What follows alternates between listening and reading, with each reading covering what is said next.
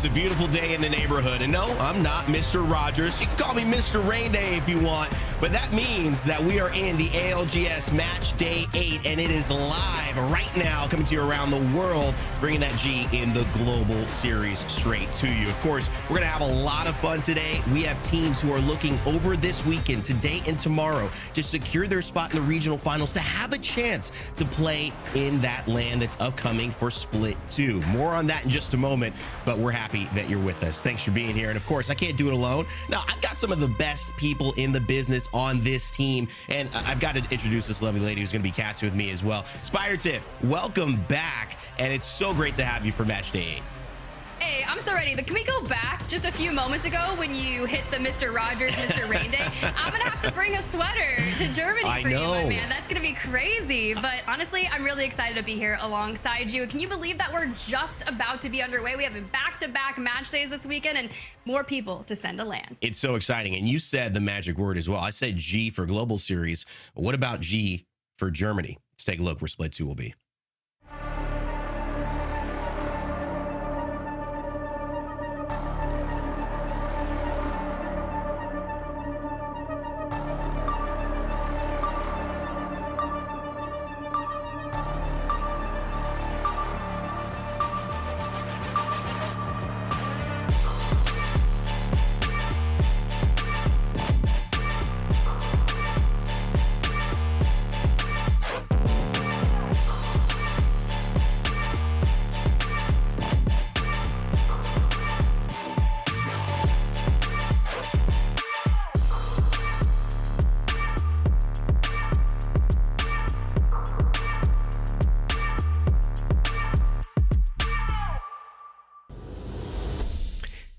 Mannheim, Germany. Man, that sounds like a lot of fun. We will be there. We hope you are there as well. And if you want to join our world tour as we take Apex all around the globe to honor all of its players and fans around the world, well, you can keep an eye on our socials, whether it's at Play Apex Esports on X or even youtube.com/Play Apex Esports, or here, twitch.tv/Play Apex, because tickets will go on sale soon. It's going to be a great time. And honestly, if you've ever been to a LAN, you know how fun it is. If you haven't, this might be the one that you decide to make your first. And we certainly will love having you there. The fans, the players, it's one of the best ever. And Tiff, you know how it is. LANs, they just go down as parts of the indelible memory that is Apex Legends. It's something you do not want to miss. It's really true. So I'm happy that we're going back across to Europe to allow some of our fans that may have not gotten to go in person to a LAN yet to show up and just see what it's really all about. We have been going next level. I'm talking every LAN that I've been to has just been a step above the rest, and I can't wait to see what happens in Germany. Yeah, Apex has that interesting narrative of so many of the years during COVID not getting these LANs. So LANs, I kind of feel very special to us in our community as well. I'm sure the players and fans also appreciate them. But speaking of LANs, we have great stories that come out of these LANs. And Split 1 was no different. We saw neither Dark Zero nor TSM win. We saw Reject Winity win the LAN. Then something crazy happened. Well, let's talk about the tweets, and I'll fill you in on the story as it goes, because our Reject Winity team suddenly announced a few days ago, and if you were a little confused because some of it was in Japanese, it's okay. There's a translate button on X, because I couldn't even believe it when it was in English. Obli and Sangjun leaving Reject Winity and going to Crazy Raccoon. We appreciate your continued support. We appreciate your continued support of Crazy Raccoon. So strange to win LAN, but then to go to Crazy Raccoon. Maybe it's because of that third. They needed that fix for replacing Karumpu. And essentially, Crazy Raccoon was happy to jump in. With the addition of Obli and Sangjun, they swapped Dogma and Junhee over to Reject Winity as well. So it was a two-player swap of our LAN winners in LA to Crazy Raccoon. Now, here's the thing. APAC North just played their finals, and it wasn't set who would actually end up making Split 2 playoffs in Mannheim. And Tiff, well, what a crazy final circle that would be to make this story even more wild. Yeah, as you can see, we're down to the final 6. Crazy Raccoon was playing the low ground here outside of the building to the right, and what happens? They did not make it. Fnatic now is going to play from that position. Striders could have been the team. Now, this is a team that you really have to keep your eyes on. There were about 14 or 50 teams on match point at this point in time. Fnatic would have been a great one to go through, but you see the Thermite just decimating them alongside and all the chaos between the Watson fences. This was a historic ending. So keep an eye on the team from the top as they make that push. You see the Gibby bubble come down, but this, you throw all of these nades out. You're expending everything that you can, but then there's the rogue grav lift, keeping an entire other team just safe. You drop down at the very last minute, you completely decimate everyone around you, and then you make a name for yourself. Striders, they take that match point eligibility, they turn it into a win, and what happens from this is a rather trickle of events. Crazy Raccoon are now down in 10th. If Striders didn't win this, there would have been a really solid chance for Crazy Raccoon to secure that land spot, to allow Obli, to allow Songjun and Juzna now from the roster changes to be able to go and defend that title. And now they can't. This is a shock. And if it's not clear, Crazy Raccoon, our winners, essentially Reject Winity of our Split 1 LAN in LA just a few months ago, will not make Split 2 playoffs in Germany. That just happened. I don't know if we've ever seen a returning LAN winner not make it to the next LAN, not even qualify. So we might have had some ALGS history there. Obviously very unfortunate for them, but the story goes on. Who's going to LAN for sure? Well, EMEA, everything's open. North America, same thing. The super team, so-called Team Falcons, they're proving it. They are the only ones qualified from North America as of now. We'll see if that continues for some of the other teams that have been performing quite well. APAC North is set. We just showed you that. APAC South, Legends Gaming have also been the first to qualify for LAN, and China, we have a couple of teams there as well. South America going on, I believe, right now. Tiff, you know, it's a crazy story. It's certainly the biggest topic, I think, of this A block, which is just the fact that we will not see Reject Winity after that amazing LAN performance be able to defend their title. We will have a new LAN winner.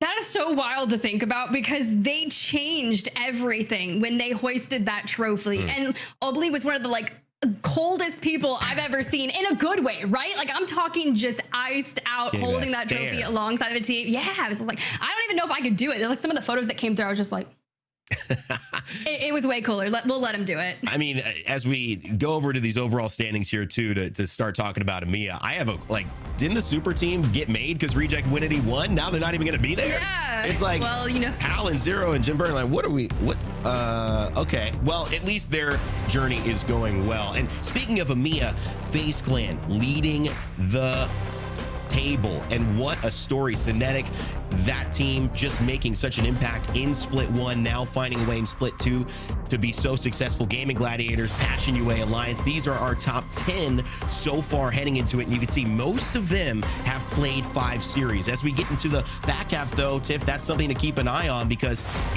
this is their last day to play, but Group C, they've got 2 more games coming up. Exactly. Group C is going to play not only today, but they'll play tomorrow. And if you find yourself inside that top 20, well, you've got that regional finals to really try and change the trajectory, secure your ticket to Germany. But even though, looking at this, Aurora, right? I saw some talk on the timeline. We might see a new third come through for the remainder of play in Split 2, but we'll keep tabs on that. For EXO Clan, you know, Swinney really missed out on that LAN in Split 1 playoffs and does not want to do it. Well, you've got 2 more days of play, and one of them has to be today. I'm looking for a standout performance. Yeah, NIP as well. Nasky finding some groove there with Zane. Obviously, you've got Aurora as well, losing out on Hardeki. I say it that way because I think he's just such a phenomenal player. But look at this, the back 3, teams like Nessy, teams like the Full English, they've got to figure out something. It is truly do or die now, which was what makes this weekend so exciting. Overall, in Groups A versus C, here is who is going up head to head in the matches you will see in just a moment. We've got NIP, we've got Natus, Vincere, we've got that last chance for Nessy as well. And when I talk about the last chance, what it really means is 2 things. One, when we look at our magic number for qualifying for the Split 2 playoffs, it's high, Tiff. It's high to definitely get there. But there's a different number as well to just make it into the regional finals and give yourself a chance, like what happened with Striders. Exactly, and right now we're looking at that number for EMEA, 84.7 to lock in playoffs. And as you can see, there's a lot of teams that are starting to get to that point, but are not quite there yet. FaZe, I'm feeling comfortable, as well as Gaming Gladiators, even Passion UA. Alliance, they're from Group C, so they have 2 more days of play, so I would almost count them in to feel very safe to secure Germany, but anything could happen in terms of even making it to the regional finals to try and get some of those last chance efforts. I believe it was 52 Rain Day? Yeah, well, it's certainly around that area, and I think teams are going to be looking to find it today. Will that be the difference? A few teams, though, we want to highlight, Tiff, as we head into match day with A versus C going into it in match day 8. FA Kids, they've been playing phenomenally well. One of their stars, Zidane, has been putting out lights out performances.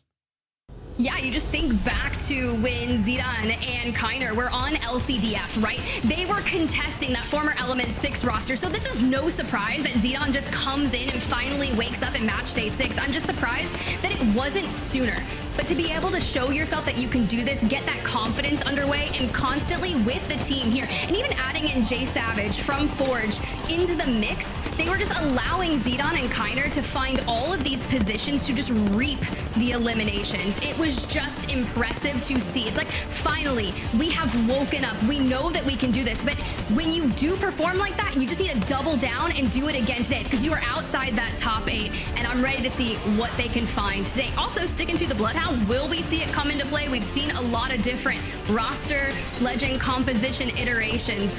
One thing to say, though, this man can fry, and I need more of it today because it was pretty historic. They won 2 map wins on that match day number 6. Not only match day number 1, but match day map number 6, and just gotta end it. You gotta end it with the victory. Let me tell you, there it is, that map 1 victory, 7 eliminations, map 6, 15 eliminations. Now, granted, that was not the best performance of the day. That one actually went to EXO Clan with an 18 elim win, but a lot of this came down to Zidane. 7,700 damage, 16 eliminations. That damage differential of 2,600 damage. That means he's dealing 2,600 more damage than he's taken, Rain Day. My man's on fire. Yeah, Zidane. I mean, he's doing the name Zidane well, and if you're from France, you know that name for sure, especially with the Euros going on right now. We'll see if that continues. FA Kids obviously on top. A team that has been on top, but only here and there, is now starting to pick up the pieces over these last 2 match days, and I hope they can put something together. I'm talking about K-Swinney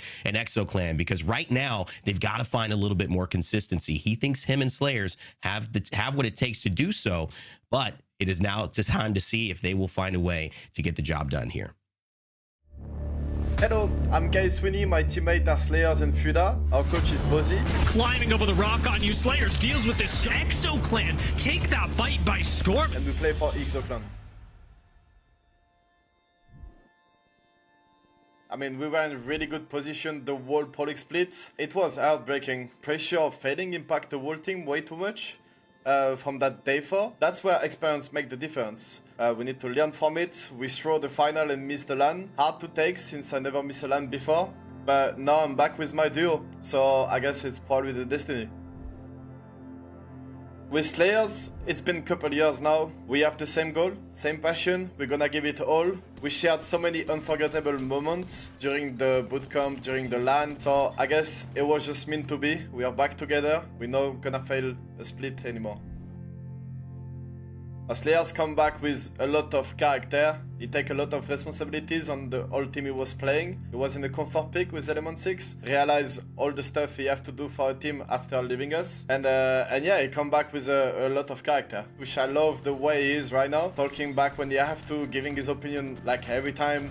And Slayers, who holds it down for the team, now is going to get the chance to finish the fight. And now he's fragging top 5 in the leaderboard in EU. It's just the best right now.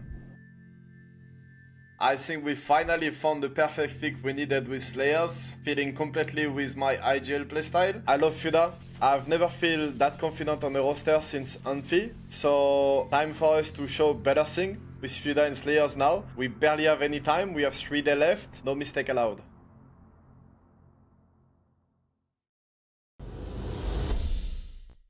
Well, Case Winnie determined not to miss another LAN. He feels like Futa is the third that he and Slayers needs to get the job done.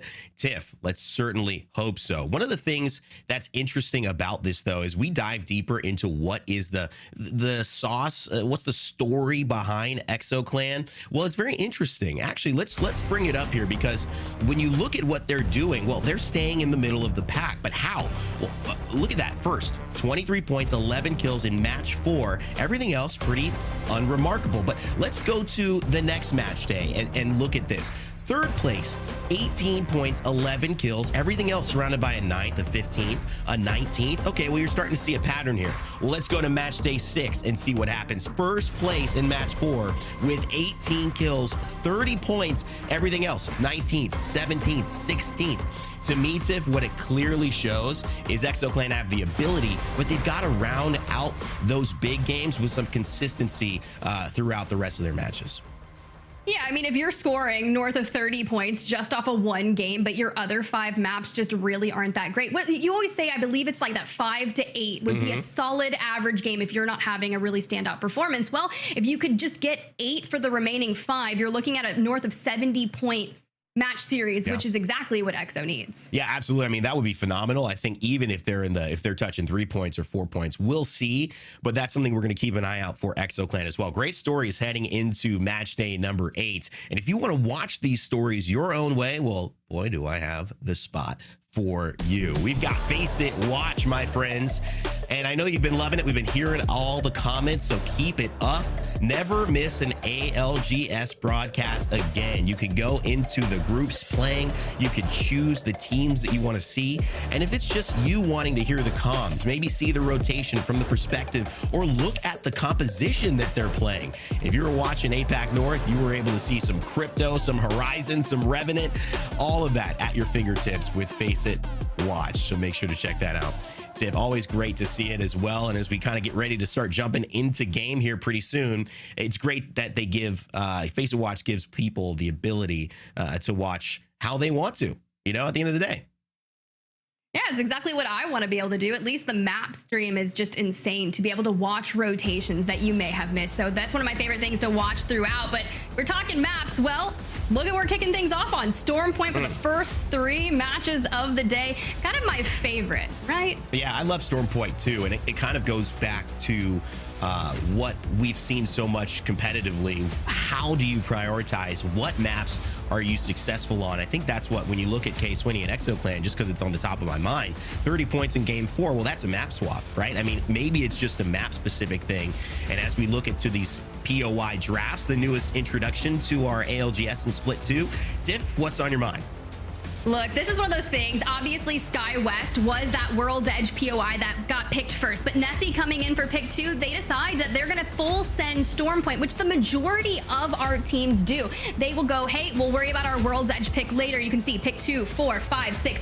All of these went so quickly, and I love to see Nessy rotating out of Lightning Rod. My only qualm is because we've seen so many Southern zones, albeit a lot of things have been shifting up. We had some changes, so I'm hoping for some more northern zones that could really elude to Nessy, so they don't have to necessarily travel so far to the end games. But the teams that got those last picks, Alliance, playing Trident, it gets better, right? Because Aurora, they got the first pick, which means you also get 40th pick, and I never thought I would see a certain POI get picked. But for Na'Vi, picking up Barrow South, that's been kind of one of those locations where teams playing out of Barrow South right now, they've secured so many points. Yeah, I mean, Barometer just becomes such a centerpiece of so many rotations in Storm Point, and having that south access to whether it shifts towards Echo HQ or it goes towards the west, even down Beast or Cenote, you could see a lot of value just from holding Barometer, cutting teams off, or having early access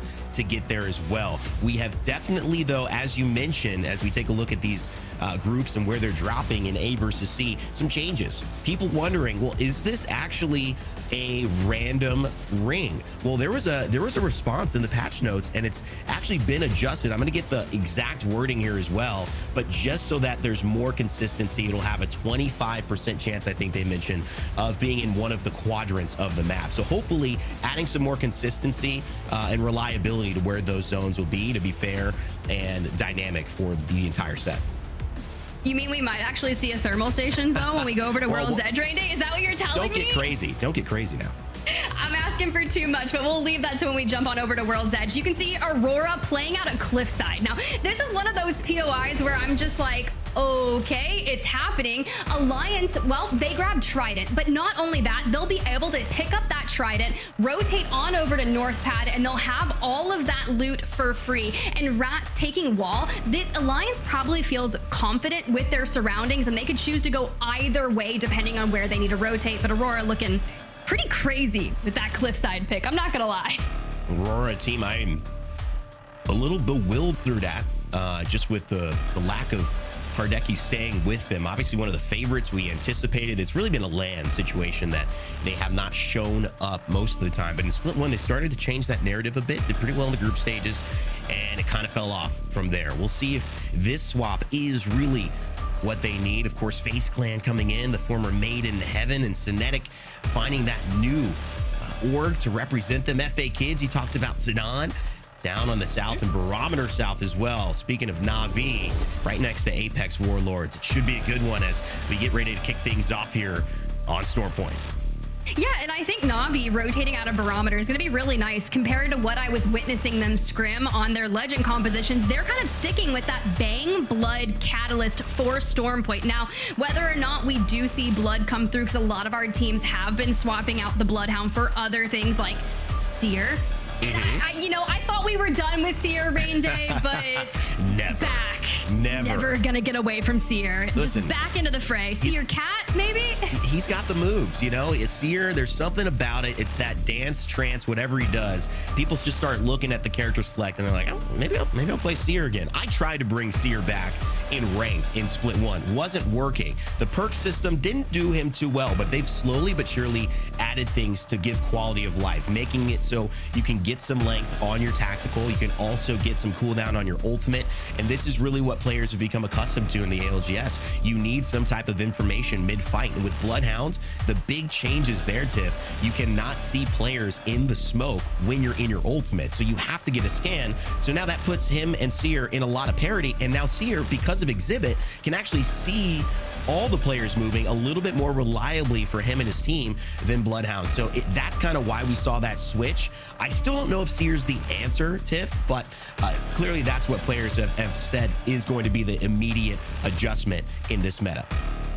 Yeah, and while we gear up for map number 1, I also think it's really smart to talk about Fuse. We've seen that niche pick come through, and even Pathfinder, which I never thought I would say again. You think back to Split 1 playoffs last year, I end it with buff Pathfinder, and then the perk system comes out, and you have your level 2 perk, which is Forward Scouter Insider Knowledge, and that either grants you access to a survey beacon or a ring console, depending on what your team dynamic needs. And I think that's why we're seeing a lot of those niche picks, especially with Fuse, that level 2 perk, Ringmaster. Every time I see someone in scrims or a prior match day, that is immediately what they are locking in to fill that void. It's just fun that we are able to kind of theory craft and see what will come through. Because you watched APAC North, right?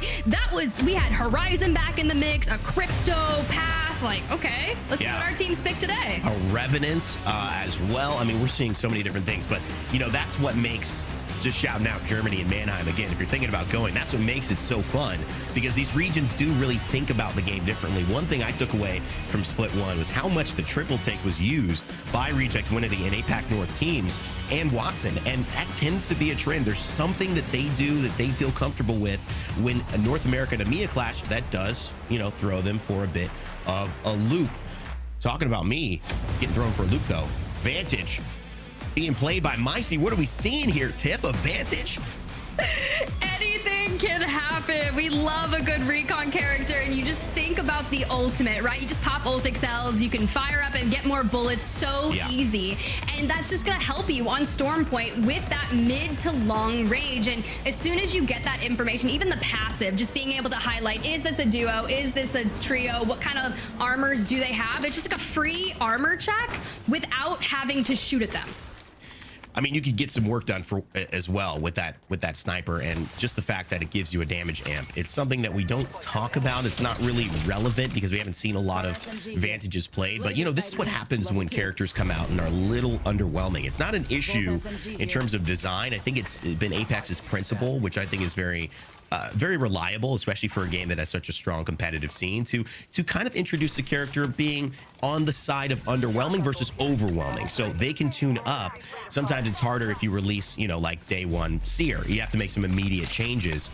I think, though, Vantage didn't get the better end of that. And I think she kind of got a, you know, just a look that people said, okay, she's not going to be used. But they've consistently added value. You mentioned getting able to get those bullets back with the ultimate accelerants as well. Little qualities of life, movement with the bat and Echo. It makes it so that this character has surprisingly become relatively viable. It's not going to be something you see, but Tiff, I think she's got the benefit now, and she's kind of overcome a little bit of that stigma of not really being viable at this high level. And it's cool to see Mizey running it.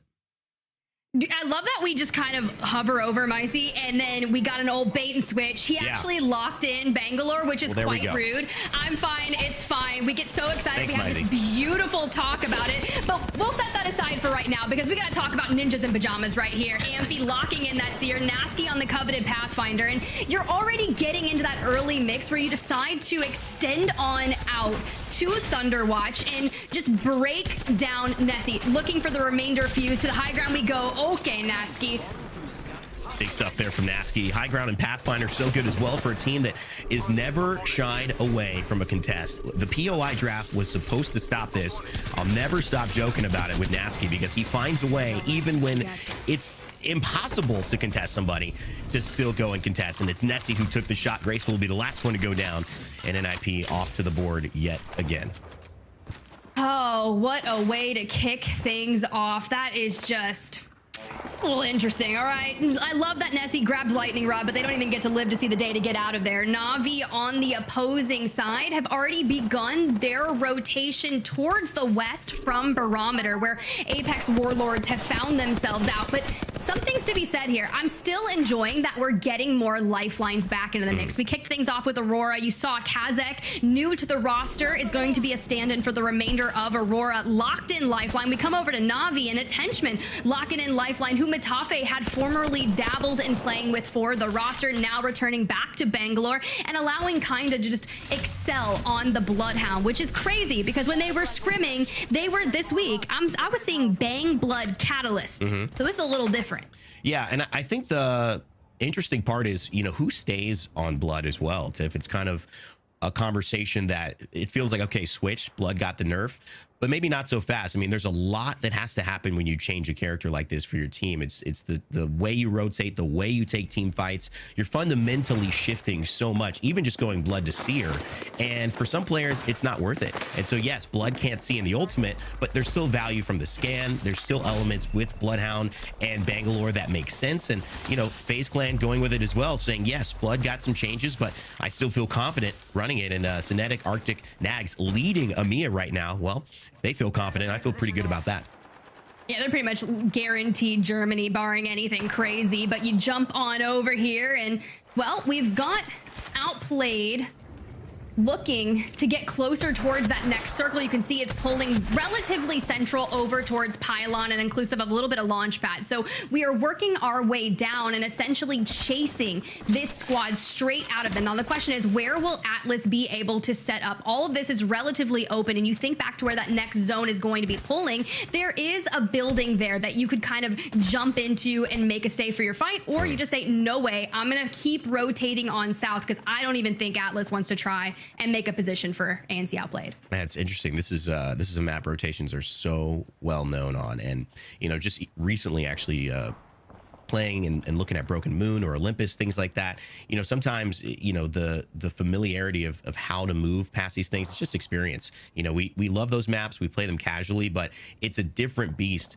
It feels like people just know, hey, this is not going to work out for me. So I'll make that rotation well. It's part of just these maps being our competitive powerhouses here in Apex. Will we see a third? I don't know. But as long as we keep playing these two, players are going to be like, been there, done that. Let's just make this type of rotation, because we know 9 times out of 10, that's not a fight that's going to go our way. Oh, definitely not. And for 9 Lives, just kind of out of the next circle right here, and they've got this building pinged for them. Now, there is a survey beacon just to the north, which would give them information if they could snag it, but we'll just have to wait and see unless they've already scanned it. Thorfinn does have the Dark Veil available to them should they decide to maybe use that for some of these open rotations to get further south. For now, it's just a little bit of information gathering. I get weary of the water, and this Evo cache would be nice for them. At least it would get Thorfinn on purple and probably Hanzo as well. Yeah, triple perp. Get all of your perks situated for that endgame. Man, it's great stuff. We mentioned Nine Lives Esports and rotating as well from Barometer side, heading up, so they'll be pretty free coming in late to that party. Atlas already under duress. Tryhard Thor just using that Seer passive to get an idea, throws the Q out. It's gonna miss, but they've got the doors with Catalyst to lock in, and the Bangalore ultimate as well outside to just make sure nobody tries to come in here. It's a decent spot to hold, actually. I quite like it, though. They've got a lot of, I guess, focus here, Tiff, so they've got to be wary. Is it really worth it? They may have liked their spot, but I think they're just feeling a little hesitant now. Yeah, I love that Atlas just forewent that fight with ANC Outplayed and focused on getting into Pylon. You do have the Catalyst to reinforce at least 2 of those doors. You have the Seer that you can get the heartbeat sensor out there and just make sure that no one is looking to push on you. Because when you look at where that zone decides to pull, well, you know, we were talking about all the different quadrants, the changes. Well, maybe we're still going for 50% in the mountain, which is going to make all of our teams vying for playable space a little uncomfortable. There is a tree that I believe is out just to the left of the middle of the mountain that's in play, but you don't necessarily want to play that area. I love GoNext positioning, but because it's so good this early on and there's at least 6 or 7 teams that are going to look to rotate in from the east, it is going to be one of the toughest to defend. Now that's going to be Kashera locking in the crypto. I believe they play with a Watson as well, so it makes sense for them, but they can keep scouting with that drone to see who's going to be the next one vying for that position. Kashera's done it so much in his life. He's doing it again now, and it's a lineup that feels familiar for them. A great IGL, finds ways to get into these zones and plays a lot of characters that make it hard to supplant him. And so they're going to do that. NIP, Zane, Nasky, and Amphi on the rotation here, getting shot at from below, but it's not going to bother them. They're going to go straight over it as well. Maybe a little bit of damage, but they feel pretty confident that they'll be able to stabilize here as they land, and 18 squads still remaining. Second round about to end in a matter of 15 seconds, and teams positioning further. Tiff for a chance to win it.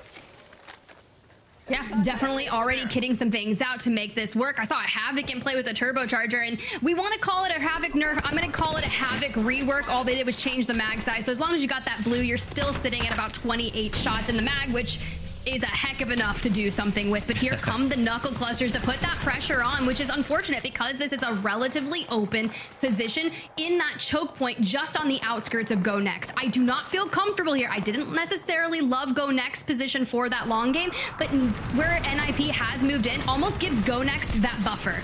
Huge stuff here from Alliance. Mizey, he gave us the old bait and switch with the Vantage, but this time the Bangalore seems to be working out for him. He takes down Hawkus as well. Thorfinn and Vice still alive in this fray as Hanzo has to get revived here. They will, and they will reinforce with the Catalyst doors and just find a better location. A survey beacon scan as well, just letting you know people are on the lookout. They know where you are, but Nine Lives just trying to stay still for a moment. A lot of shots from all angles, but they are on the edge of this zone. If they can hold out here as round 2 closes, they'll be in a pretty decent position. Nobody at their back.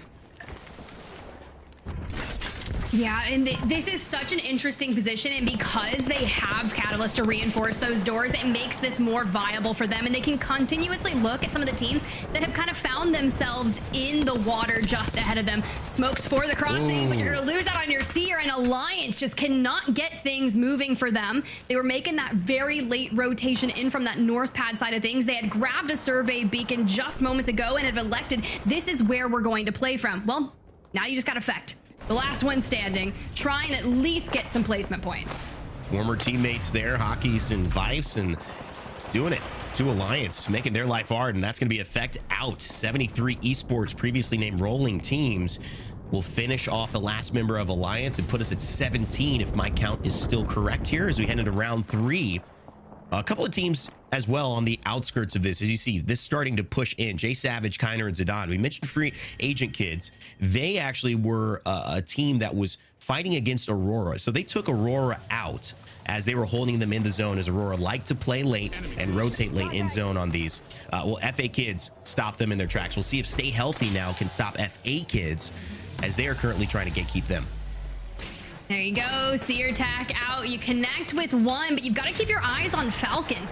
You cannot lose one and have that player advantage go, and immediately in response to that, you dictate out the rolling thunder. You drop to the low ground, immediately smoking, but you can't do anything when Zane's got your number in a hemlock from the distance. That is the real third party to this fight, and well, if it didn't really work out the first time, I don't think it's gonna work out here. You gotta worry about Zane. Yeah, a little bit of a bad spot to be, but surviving here, this is just all you need. So much pressure though from the hemlock from range. That's why that secondary alongside the Havoc is just so reliable.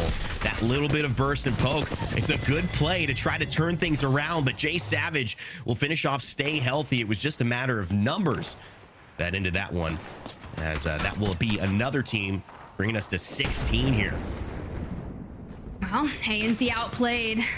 Looking a little rough for wear right now. They were in an engagement with rats out here, and it looks like will be the last standing. Now, if you are going to have someone being a rat, well, you want it to be the Seer, and immediately shows up on that scan.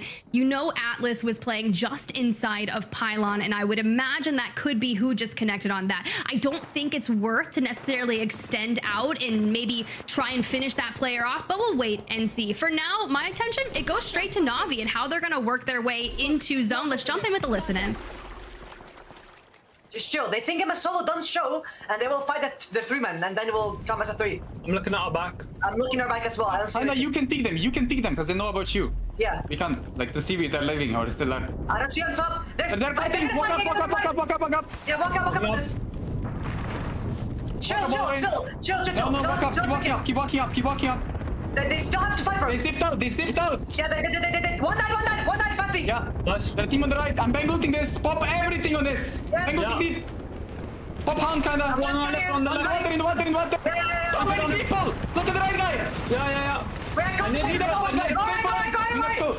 Yeah. My ambul's gonna fuck everyone right. Look at that. Play right. Just play right. Scan. Yeah, play right. Move up. Need a scan. Scan now. Stay close. I got fucked. Da. Come for him. Don't me. Yeah. It's one team only. Listen, one team only. They're pushing us. I need to jump. I'm behind you, Joe. We win the game. I'm scanning.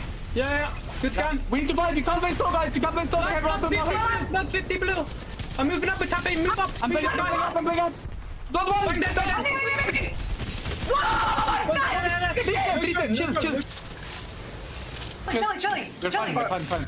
We killed the whole side. Draw me. No drone. Okay. Alright guys, reset. You have 10 seconds to loot. Fucking insane, I need to boys. pop the Well ult fucking played. I need to stop.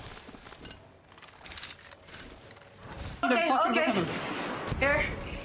We're gonna have to just get there somewhere, okay? Yeah. I'm not Yes. ready yet. Yeah, we'll just fight for the compound. Yep. Drone me when We you can have get to this. pyramid around. We have Start looking forward, please, kinda. Yes, I will. Like both of you. Maybe scan left now. one time. Just in Yeah. case. What's some fences right here? It was the last team there, but I'm scanning. Nothing. You're up to It's a crypto team. Yeah. I think pyramid's free. Wait for pyramid. Yes, There's we can smoke put on it. pyramid. I think we just no, there's a team there. This is open though, guys. This one's open. Can we just run over? One sec. I need to buy. Get a good scan on this building first, kind of. Yeah, 5 seconds. Use 5 their, seconds. yeah, use their smoke and scan that, please. This. Yeah. I'm gonna bang ult so we can reset, okay? I'm trying now. Just go.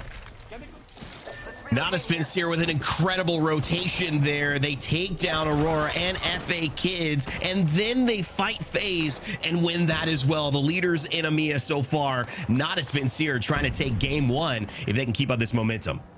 That was a really solid push, and you can just hear it in the frantic comms, kind of like, we are chilling, we win this, we win these fights, we win the game. And honestly, yes, that circle does pull just a little bit ahead where EXO Clan has positioned themselves, and even 9Lives looking to have a viable position if they can get through the south side and everyone collapsing on them. For now, it's Thorfinn with the last standing piercing spikes going out to maybe throw some pressure, but honestly, we're just looking to get any kind of placement points out of this as humanly possible. Yeah, a ton of opportunities for teams who are in this central pylon position, but they've got to fight so many other squads who have settled here early.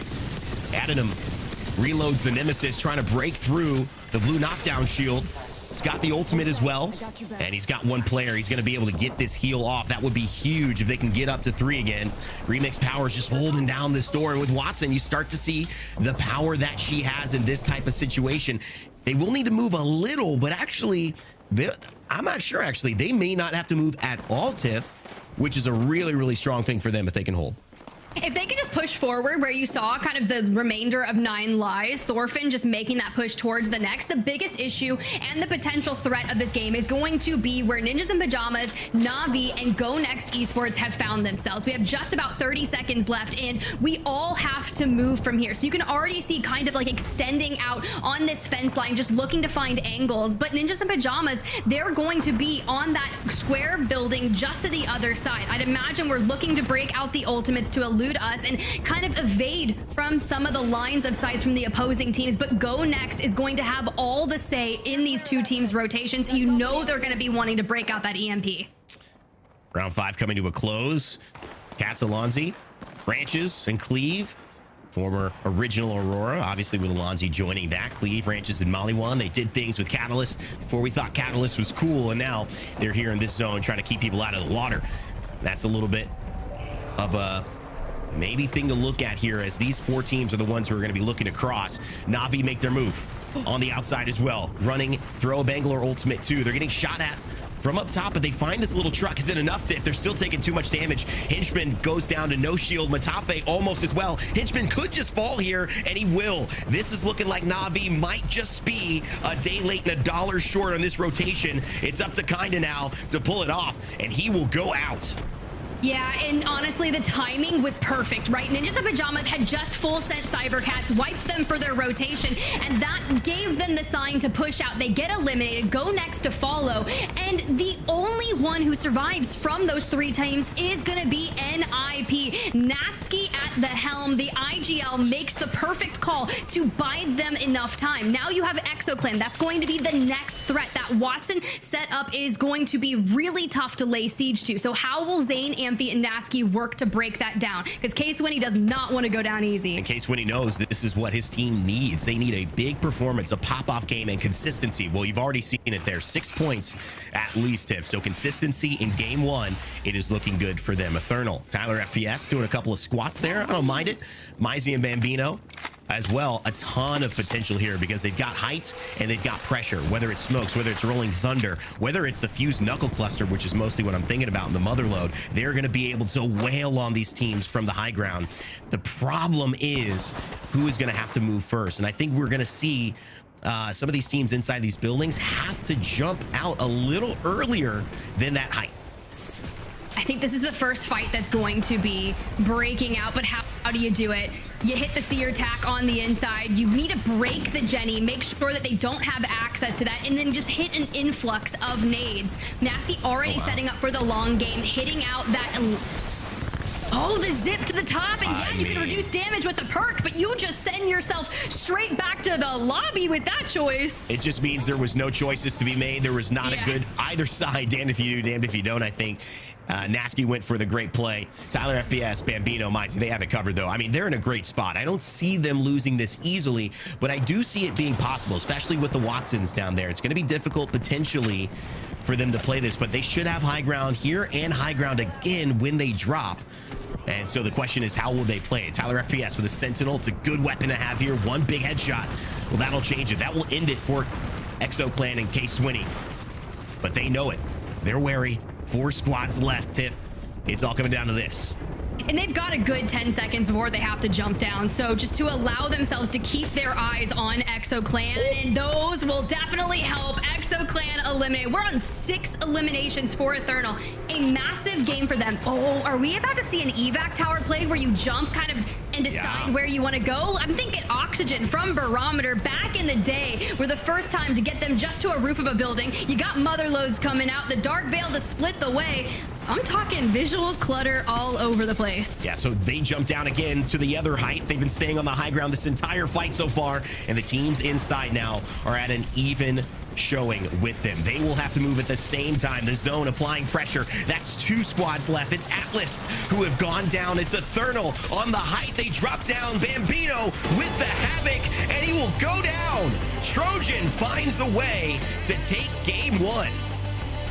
From the low ground with ease. And you think back to some of those former fights that Trojan had to go through to get all of the playfield inside of Pylon for their own. They were able to stay inside, keep fencing forward, and I'm starting to realize why I love my girl Watson so much. She's so viable, especially in that Pylon area. Yeah, Watson to me is the perennially undervalued legend, because when you really look at what happens when you play Watson, you have the ability to do what makes you win games in a battle royale. You hold space and you prevent people from moving you from that space because grenades are not going to work. So more often than not, people don't even try. They don't even attempt to try to siege a Watson in those situations, and it opens the door up for Trojan. Other teams make different decisions. Let's get some KP here. Tiff, let's see if we can just win this fight. Let's not worry about that Watson team. But ultimately, it just is always such a good pick. We see it a lot in APAC North. We see it a little bit more in EMEA than North America. But again, EMEA showing why this character is always so valuable to have.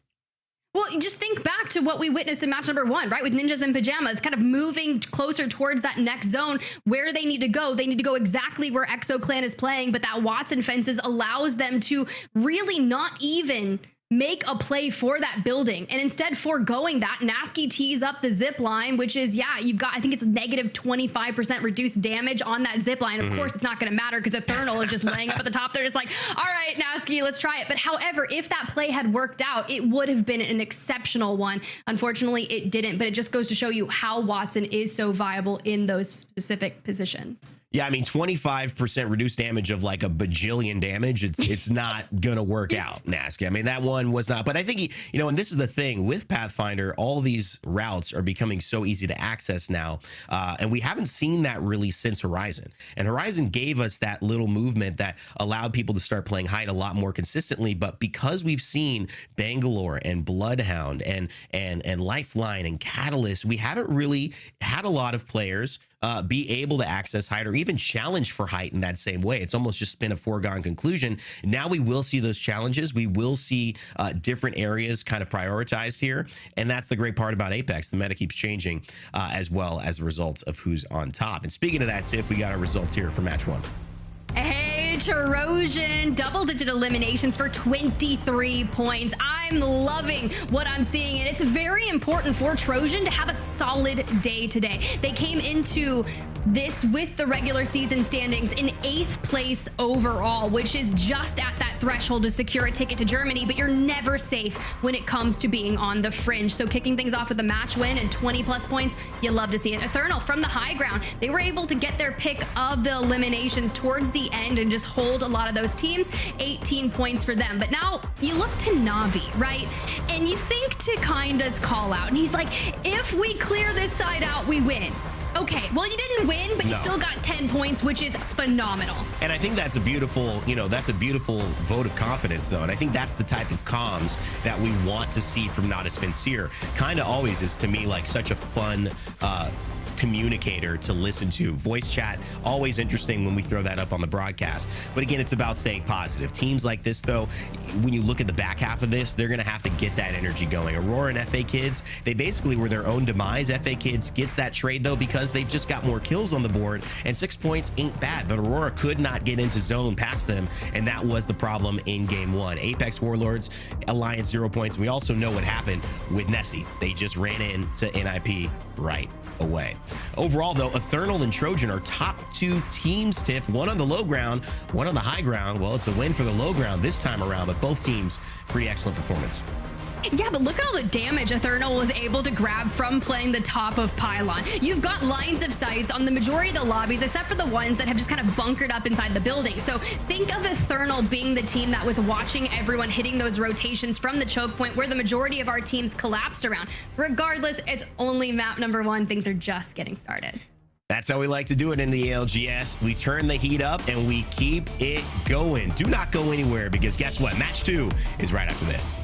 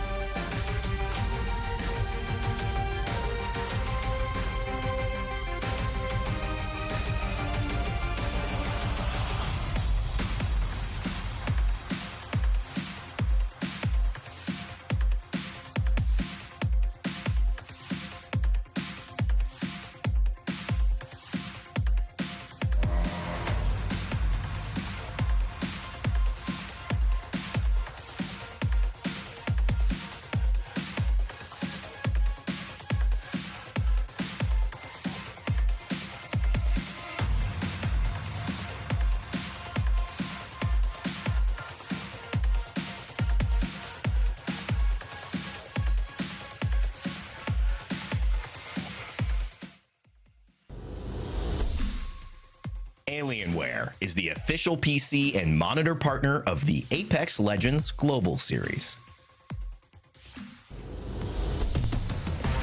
We love our Alienware. I actually got an Alienware computer I'm running this remote broadcast on as well. Been a fan, and of course they are our official broadcast partner for the ALGS. We're back here with game number 2. Trojan took game 1, a team that's in 8th place overall in EMEA, having a great start to the day here, and especially when they need it, Tiff. I think this is their last chance. I'll double check on this, but they might be not able to play anymore. This might be their last time. We'll have to figure out if they're in Group A or C, but I think starting off with a win, it's never a bad thing to do.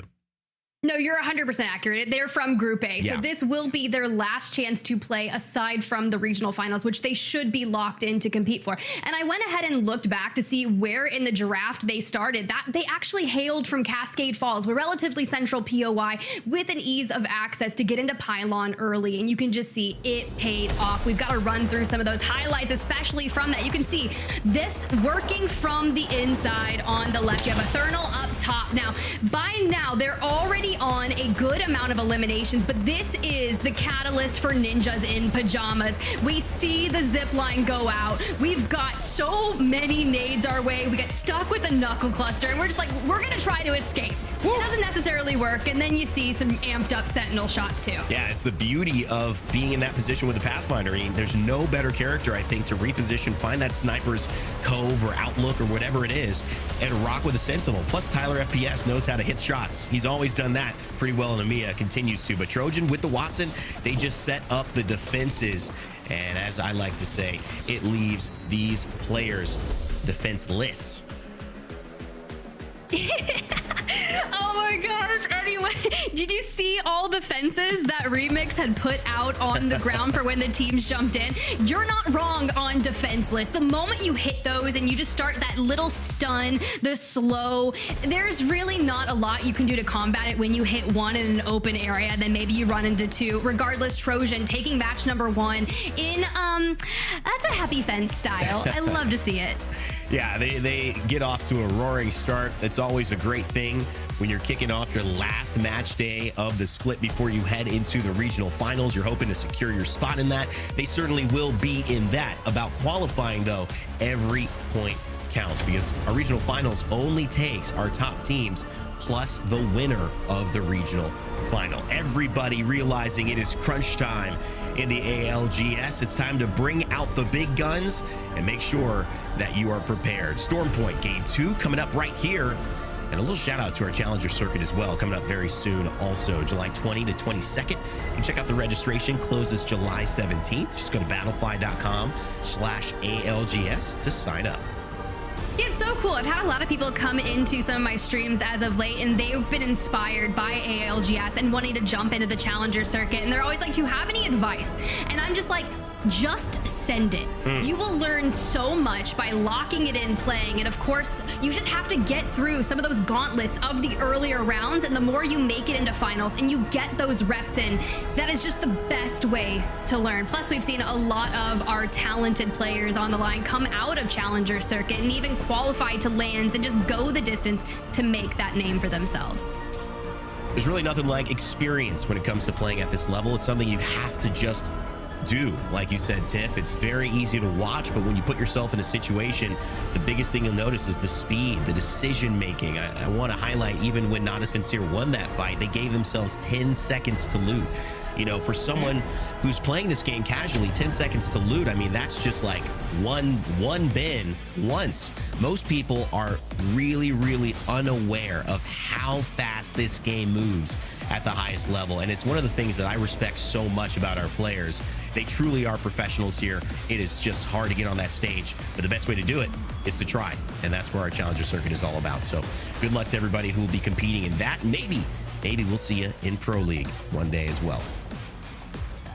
For now, it's all about seeing who's going to secure themselves a ticket to Mannheim, Germany for Split 2 playoffs. Only 2 regular season match days left for EMEA, and today, well, that's one of them. For Group A, this is your last chance. Trojan trying to make a play for the top of that leaderboard, bolstering off that 23 points match 1 victory. And you can already see kind of breaking down their loot patterns, and they'll dictate just specifically where the Bangalore needs to go because of these assault bins, right? That is such a viable thing. It's crazy when you're jumping in and you're like, okay, I know where my ring console is, or I know where my survey beacon is, and specifically the supply or the support or the assault bins, you will add that into your loot path. And those are other things, Challenger Circuit goers, I know you've got to be very aware of. Yeah, I mean, this ability to level up now, what seems like years ago, it was just in season 20 when all of these huge changes happened, and all of the perk systems as well. It now feels like it's just a part of how you play Apex, hitting those loot bins, whether it's an assault or a support bin, grabbing that Evo cash while also looting up. It is just a part of the routine. The thing, though, that has changed in this split is how do you do it each week differently from all of the different locations you're getting in the draft. And that is what has given our IGLs an additional challenge. And people like Nessy from NIP saying, well, this is actually how I feel I will separate myself from other IGLs, because I know every path. I am that experienced. I'm that confident that I could do it from anywhere. And so this is one of those things too to keep an eye on as weeks shift, how well they can keep up the efficiency of rotating in. Speaking of rotating in, we have a relatively central circle once again. Now, granted, a lot of Pylon not included, the majority of Jurassic. This could be one of those interesting circles that decides to pull either due northwest, more towards Cedo, or to that no-name area out towards the eastern of Jurassic. I'd be really curious to see, but you can already see a lot of teams trying to rotate in early, grab that ring console information in the dead center of Jurassic, so we'll likely have a lot of mess going on there.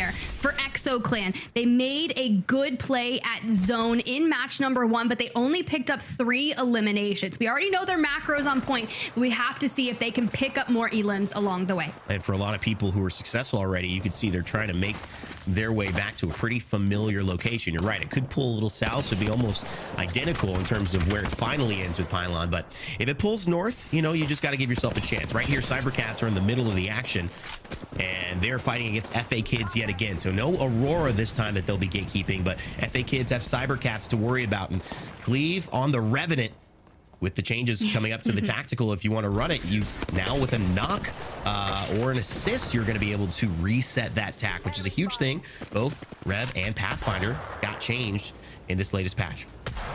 It's wild, you know, you leave it to cybercats to break out something that is just clearly so very niche. And honestly, it's wild. I was watching Greek the other day and he was locking in some ranked, and this is just before one of his watch parties, and he was playing Rev in ranked, and I was just like, we're gonna see this more in Pro League, aren't we? And then cybercats, well, they're doing that. Navi needs to have a clean reset here, already throwing out the drone to get kind of back up to full force, and they're just gonna keep on pushing in, looking for the remainders of that team, just like they do. 73 Esports, the first team to fall.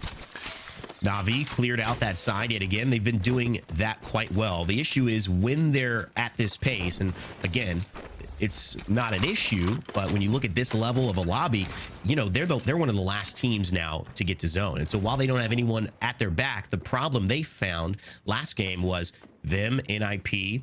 I forgot the other two teams that were in there, Tiff, but they were kind of outside and had to do this crazy hard push to get to Pylon, and they all ended up dying after that. So Navi, again, in a similar situation, hopefully they get a little more lucky with the zone, or they're able to make a move sooner so they don't get stuck. Yeah, and honestly, this circle pull really allows Nessy to stay alive just a bit longer, right? Rotating out of Lightning Rod, already sitting on blue, and they're kind of going towards the way of the wall. The wall does offer a ring console for that information, which Graceful now probably locked in that perk that allows Fuse to hit the ring console. The issue is Ninjas and Pyjamas, they land at Zeus, they hit the rotation this way, and there's a good chance that they're still in that area, so keep an eye on them. For Navi, job's not done. We've got to get through Apex Warlords. And again, it feels like Navi can't catch a break. Maybe they're just in a good spot and everyone realizes it. Here's the issue on timing. If Navi doesn't handle Apex Warlords fast enough, then Alliance is going to be able to come in. And you might not see it here, but Alliance is right behind Navi, creeping up. They see this fight.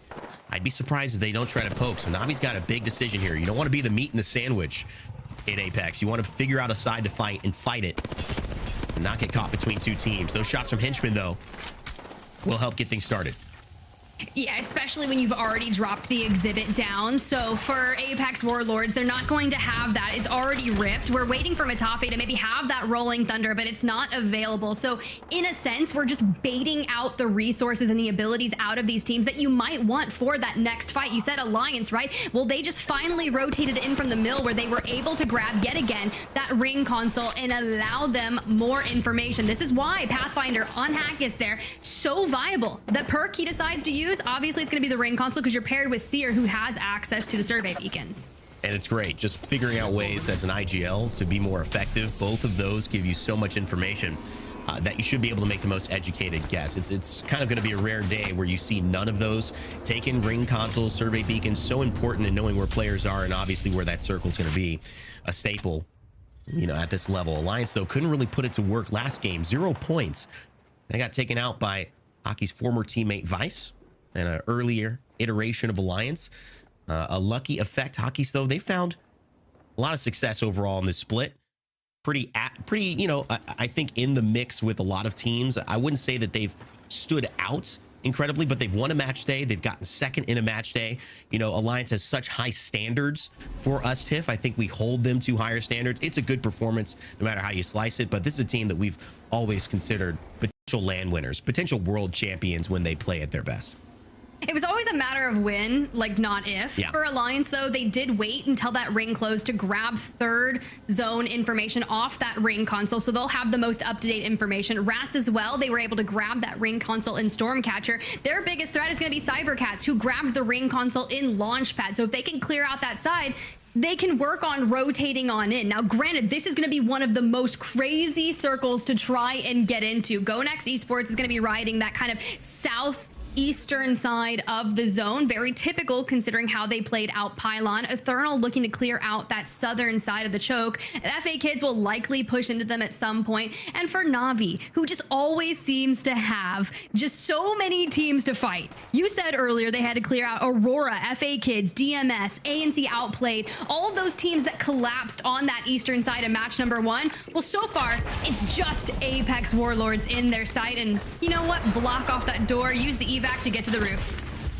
Very hard staircase to push, but you're right. Navi doing a lot. They're not even going to push the staircase, and I like this decision better.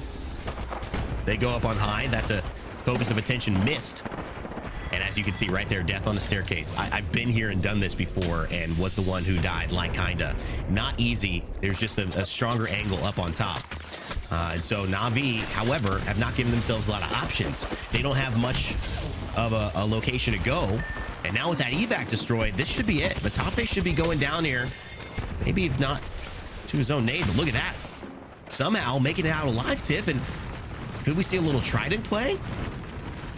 We're gonna need something. He's popping in, but however, gets hit by the focus of attention. The fact that Matape's alive, I don't believe there's anyone still lurking amongst out here, and we are just diving back into ring to make a crazy play. My only thing is, do you have enough health? Where is the nearest replicator so we can work on crafting our teammates' banners? Because it is such a hard thing to reset when it comes to that, but because they do have henchmen on Lifeline, they will be able to make that play. FA kids, though, I want to see something similar from that match day 6, and I'm curious to see how you approach this. Zidane, always confident there. Kiner on the fuse too. I love the fuse joining the ranks of high-level play, and it's because of that ability to scan rings and know exactly where that's going.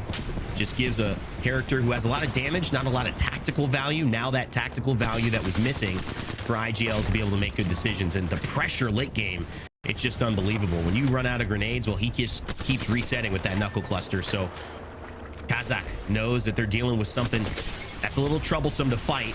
Loses one on 9 impulse. OJ Rain just getting a shield cell off. It's a tough spot to hold here. She's gonna get the tap.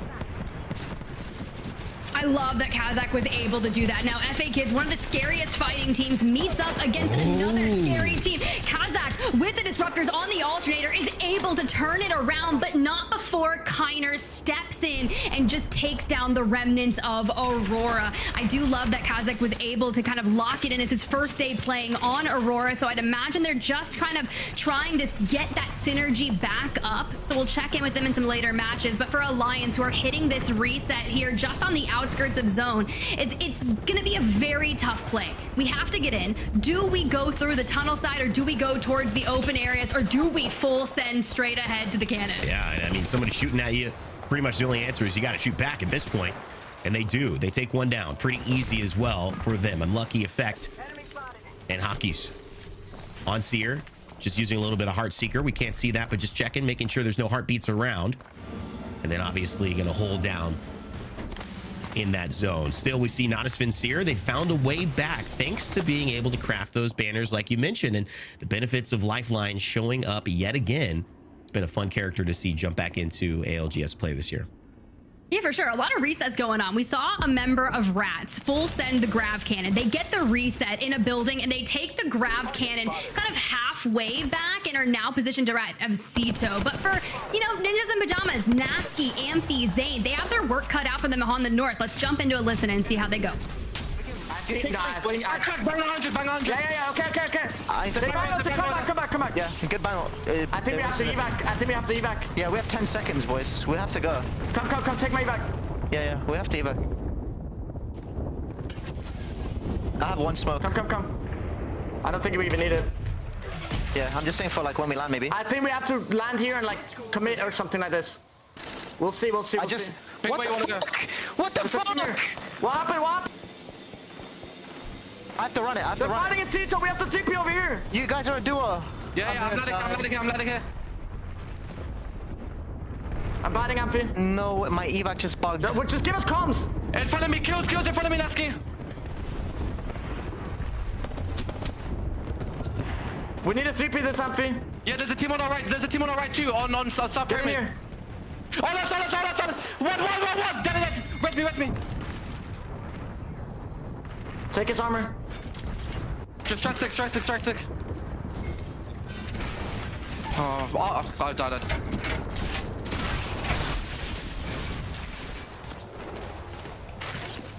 Where the fuck is he?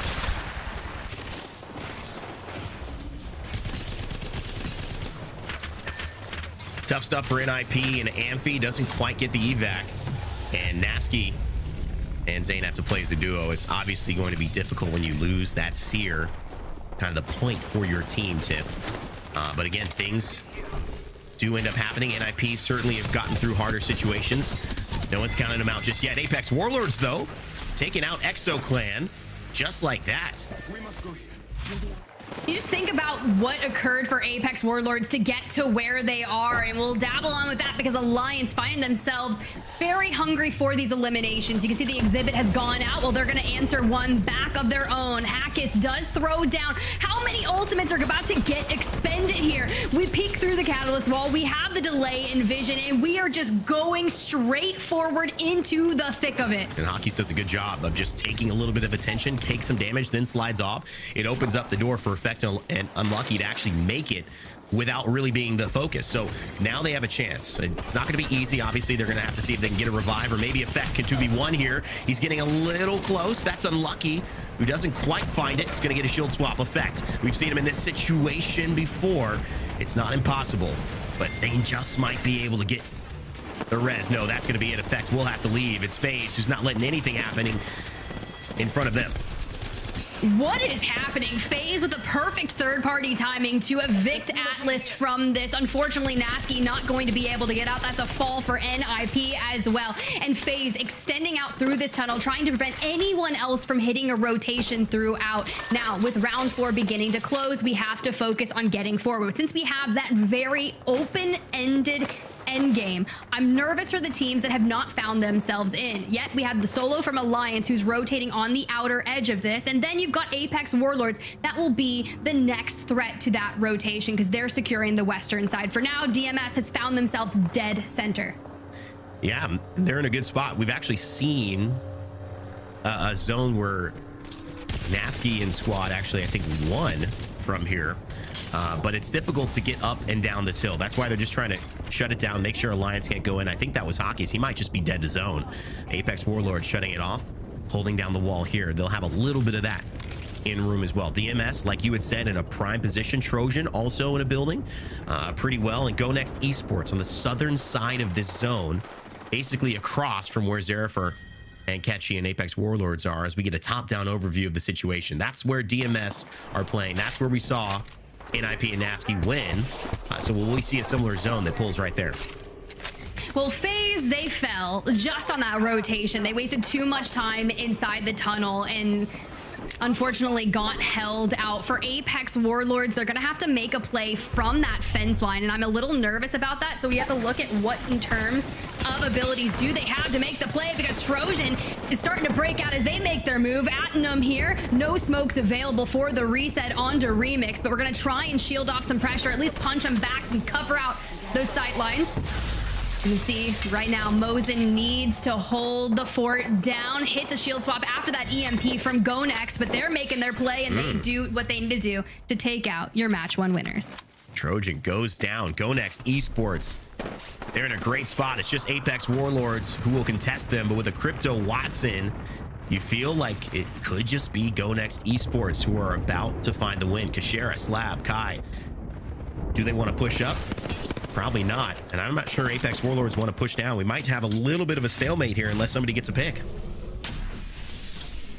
Such a solid move for them to hold the high ground. It's going to be open ending, but you can just kind of keep that dive down. No, all right, let's see what we can do here. You got the turbocharged Havoc, and you've got, you know, a gold mag on it, so I love to see that. We're going to make a swing here. Maybe 50 HP left on that player, but does enough to prevent them from peeking. You're applying that pressure all around, and with the exhibit coming through, we still have the black hole available. Honestly, though, you know Kashera is somewhere getting the lay of the land for Kai and Slab.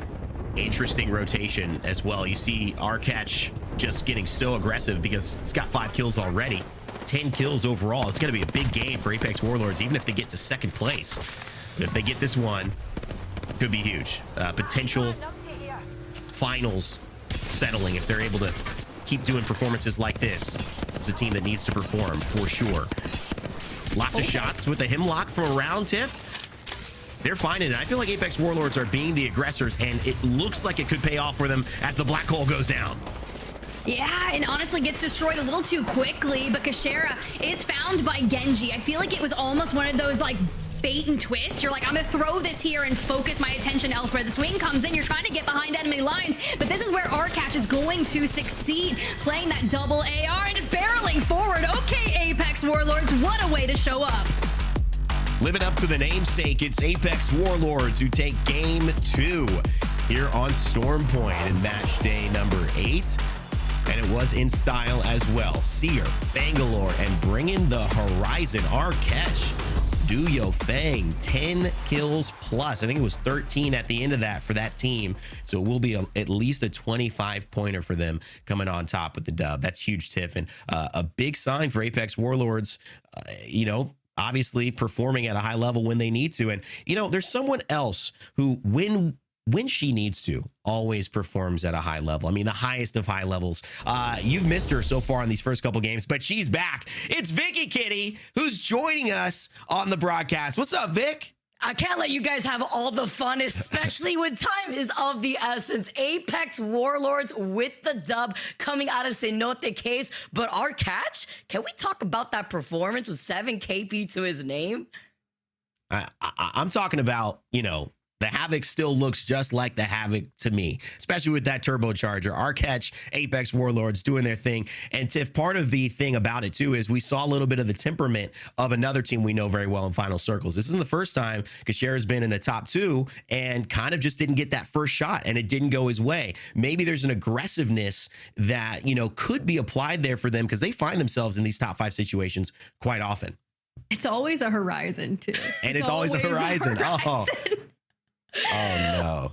That's we'll think about those moments later because we're still on our revenge arc for Kashera because you know, regardless, GoNext and that team has looked so solid. There's just a couple things that needs to be tweaked in order for them to really find that flow because they are consistently getting into those end games. It's only a matter of time before we start netting more match wins. Well, we got the match results here for match number 2. Vicky, you caught the edge of this one, but obviously big game from Apex Warlords as well. FaZe Clan, Synetic, they've been doing well. Alliance kind of had a slower start, but they're picking it up too, as well as NIP. So a lot of good performances here in EMEA. Who, you know, what teams, now that we kind of got you here, have been standing out for you in terms of stories for EMEA that you're keeping your eye on here? I mean, Trojan with the consistency, definitely on top. It's been very interesting to see how they've been able to do. Now looking at the second P tier 2, EXO Clan with the 2 KP. FA Kids, they're getting the KP, but the placement is lacking here. We know that this team has a potential to pop off. Obviously, that's something that they have shown again and again and again. It is rare to see a team in 14th place have 9 points, but we see it there. Zerafer, Genji, our catch with the win, though. If they take it, it's been Trojan and Apex Warlords after 2. Maybe not what people would have expected today, but solid performances from all of these teams and these lineups. Maybe it's just what we needed. We needed the Apex Warlords to perform to this ability. And honestly, I just want to give a big shout out to Shiv, who was originally on that roster. That's right. So you know when you've got to step up for the squad, you do. So love to see our catch doing that. I was trying to figure out where they had found themselves. I believe 29th place on the leaderboard coming into this. But if they have a magnificent performance and they move up, there's a good potential that we could see them in the regional finals. Well, we've got Vicky joining us here. Tiff, you and I, we've been casting these last 2 games, but more games are coming. Our final one on Storm Point in just a moment after this.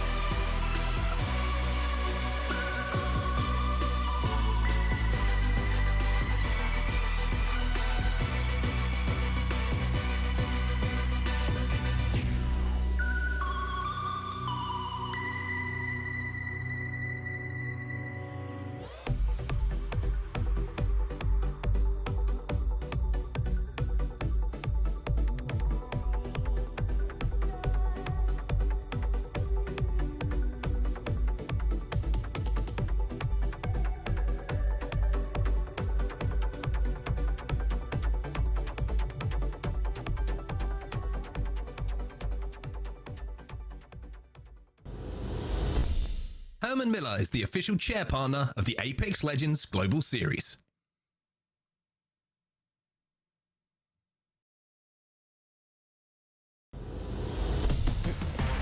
What's up, everyone, and welcome back to the Apex Legends Global Series. We got one more map to go on Storm Point, and well, Vicky, it's finally happening again. I can't believe I've stolen you into the booth.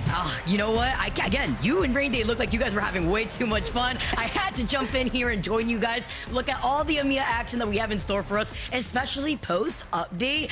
This is what I was waiting to see. At the end of our last show, we were theory crafting. What can we expect with the lack of Bloodhound after the changes?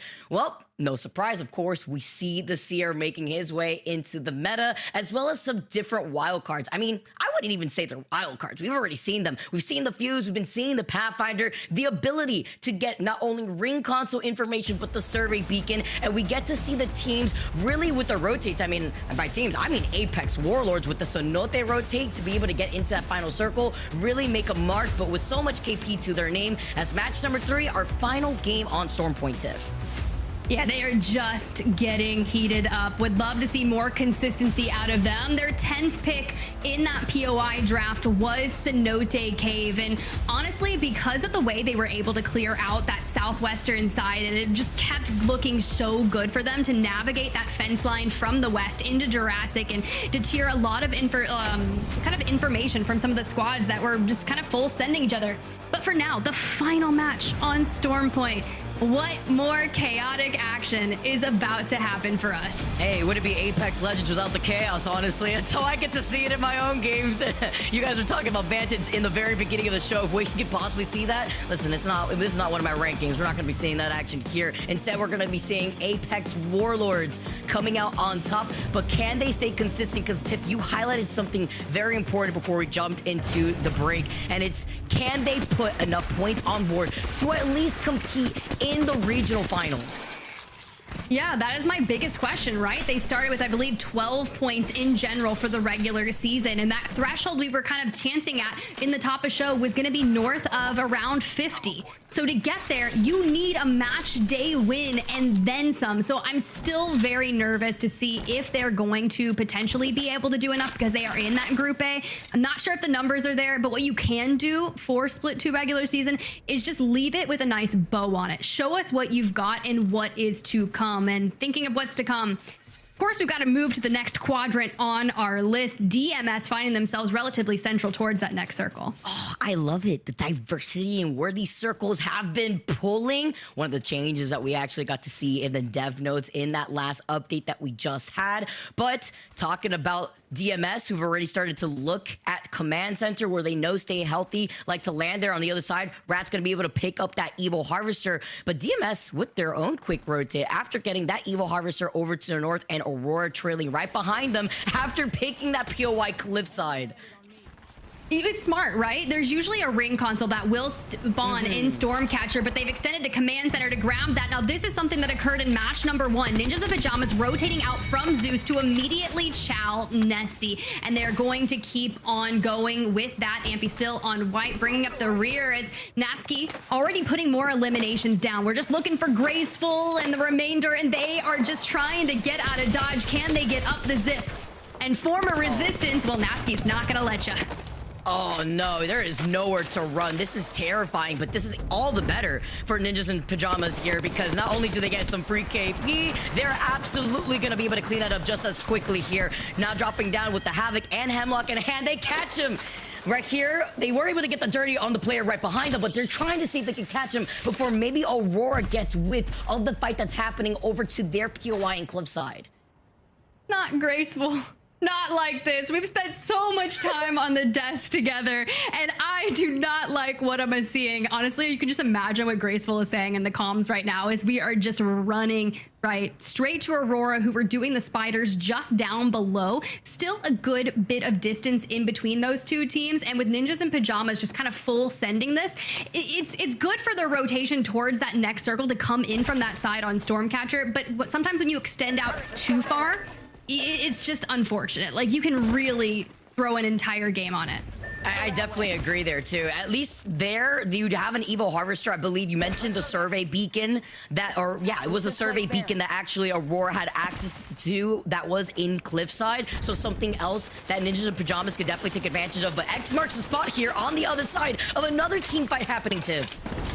Yeah, Nine Lives Esports really getting to the thick of it. Thorfinn already going down, so Vibes and Hanzo are going to have to answer back to 73 Esports, but we're looking for these different sight lines, and I just think we are getting pieced apart. We're too separated here, and despite Hanzo being the last one standing, getting a knock, not sure if it's enough. You've got a 1v2 situation on our hand, both on the scan, you swing out and just lose. 73 Esports defend their turf, but job's not done. Oh, nope.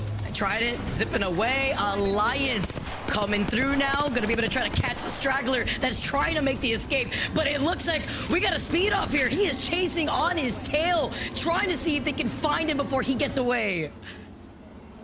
Oh, Alliance just based off the two prior performances from the Storm Point. You know they are hungry for some vengeance. This is a team that knows they've got 2 match days in tow, one of them being today. And I just said they were going to be locked in for Germany if we had a consistent weekend. And well, they found themselves in 11th place, which they are not going to be happy about that. Scan comes in, but you've already taken down Bazaar. Now the angles. Yeah, you get a survey beacon scan, but we're not worried about this. Effect with the disruptor rounds on the alternator, just knows what he needs to do. Yeah, he doesn't get the first bit of damage there, but we're still able to take the team down. We just had to get him in our sights.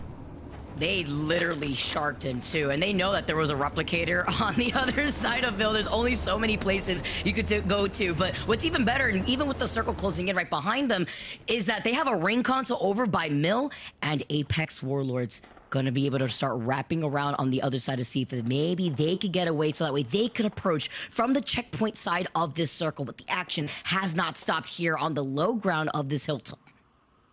Yeah, it's really nice to see where teams are starting to play from Stormcatcher as that circle keeps on pushing in. But Alliance getting as many ring consoles as they can to play for that 3rd ring zone. Yes, you get that information, but some of those rotations in can be quite detrimental, and there isn't actually a ring console in Stormcatcher. So I love that Trojan still setting up shop here, fencing to make sure that no one climbs up on this south side of Stormcatcher. And to get that high ground gives you as much information as possible from who's going to be trying to move in through the east. And well, speaking of rotating on in, I'm very curious to see how this is going to go through.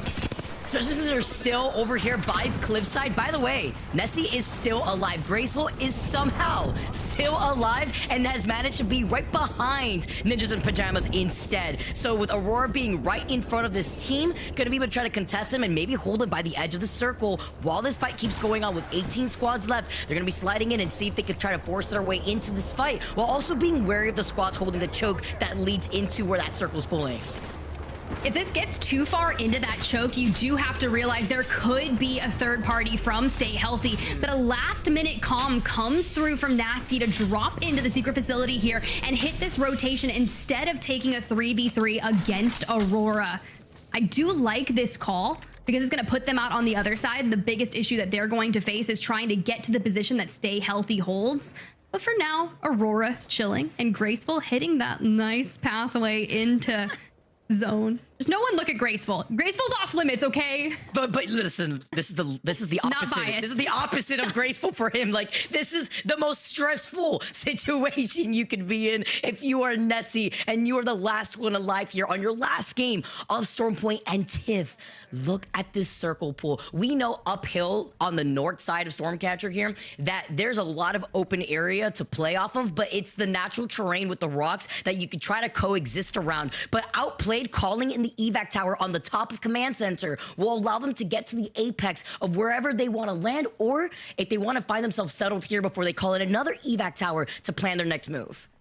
Yeah, I was gonna say, it didn't look like one of the members from ANC Outplayed committed to it, popped off, and then landed back on. Maybe it wasn't a good trajectory from that, but a lot of good information that you provide here. Graceful still in Thunderwatch, trying to get to this natural terrain at the top of this hill outside of Stormcatcher. But look at the way Rats have positioned themselves. Tolkien over here on the left, just living up to the namesake of the squad.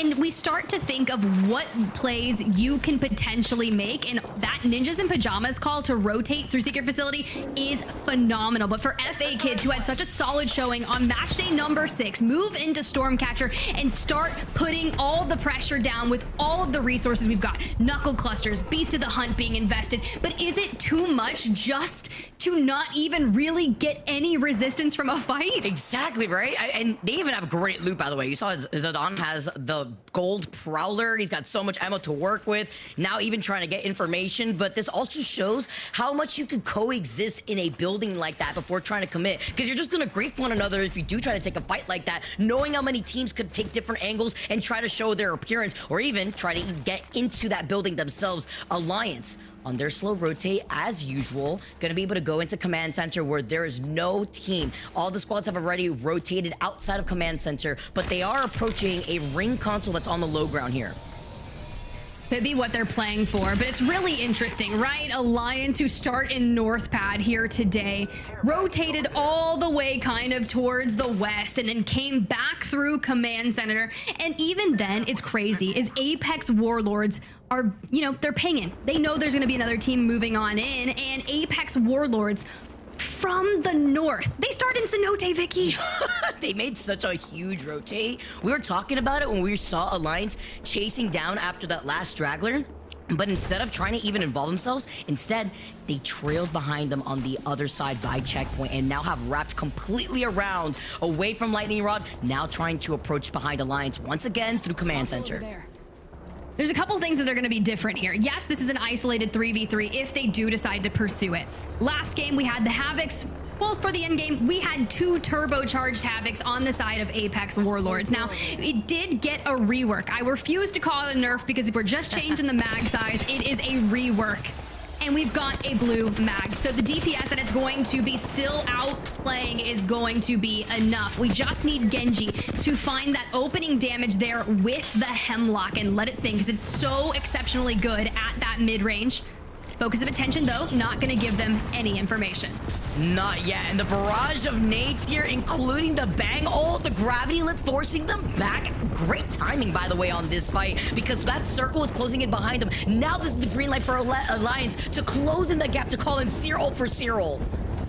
I will say Alliance is always calling in their exhibit second, and that just gives them a little extra information, right? The frags are going to make sure Unlucky doesn't really able to take an angle, but they've already got 2 players cracked on the opposing side of Apex Warlords, and Zeri goes down first. Hackis, being a nuisance with that G7 scout who got buffed recently, in effect, goes down to ring, but it's okay. The reset will come through. It's an isolated 3v3. They've got the gold knockdown.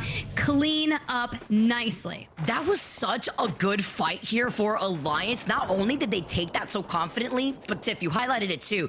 Being able to use the Seer exhibit right after that Apex Warlords had called in theirs first allows them to not only have extra information, but the different off angles that Alliance just held for that fight. Mwah! Chef's kiss there. Clean fight, finish it in the isolated 3v3, and we get to tune in to Navi here now, making their next move after getting a scan.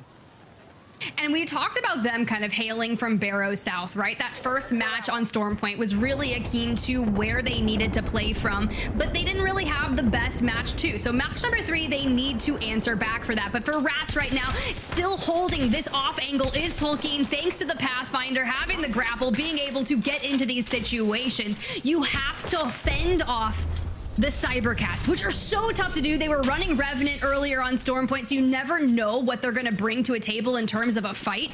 But it is isolated for now, Vicky. For now. Yeah, right? That's the highlight right here, especially when you're playing off these rocks for now, and they had made their routine originally from wall, but they got the first knock originally, and your feet EXO get taken out. Looking on the other side here to make sure nobody else is going to walk in on the corner where Navi was originally rotating from. Rats holding this high ground, though, is beautiful. Their backs are against the edge of the circle, trying to take this fight against cybercats. Funk gets absolutely swung on, and Mania answers back with a nice Bangalore smoke to cover the downed player. Tolkien with the grapple pushes on forward. Now, you love to see that we do have that new perk coming in from Pathfinder if you decide to use it, right? You get a knock, you get an assist, and you get the tactical back right away, which is such a good change to the patch, and they've been able to answer back from cybercats. Tolkien, though, extends out just a little bit too far. Mania does get the Bangler ult online, and Funk up with the full reset. That was great. I mean, sacrifices had to be made there, right? They lost their turn in the process, but sure, they were able to get the res and the reset. It'd be crazy here if they are actually able to call out Rentis, who's trying to find himself on the other side. Cybercats in a very difficult situation while Rats have the high ground here, trying to chase them down. Good luck trying to find that Pathfinder. It may be hasta la vista unless these 30-30 shots can make some miracles happen.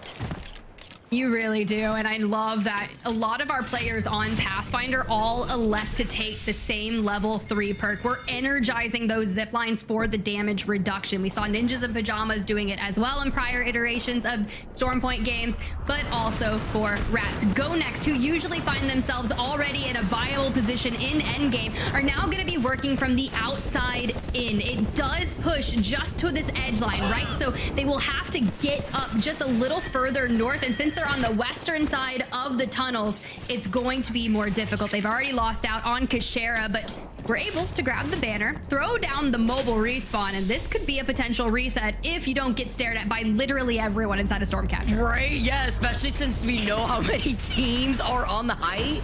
That is crazy. That was from Bambino's Knuckle Cluster from Ethernal. With the smokes, though, looks like nobody's looking at Slab. He is going to be able to get the res for right now because these other teams are actually busy with their own fights here, Tiff.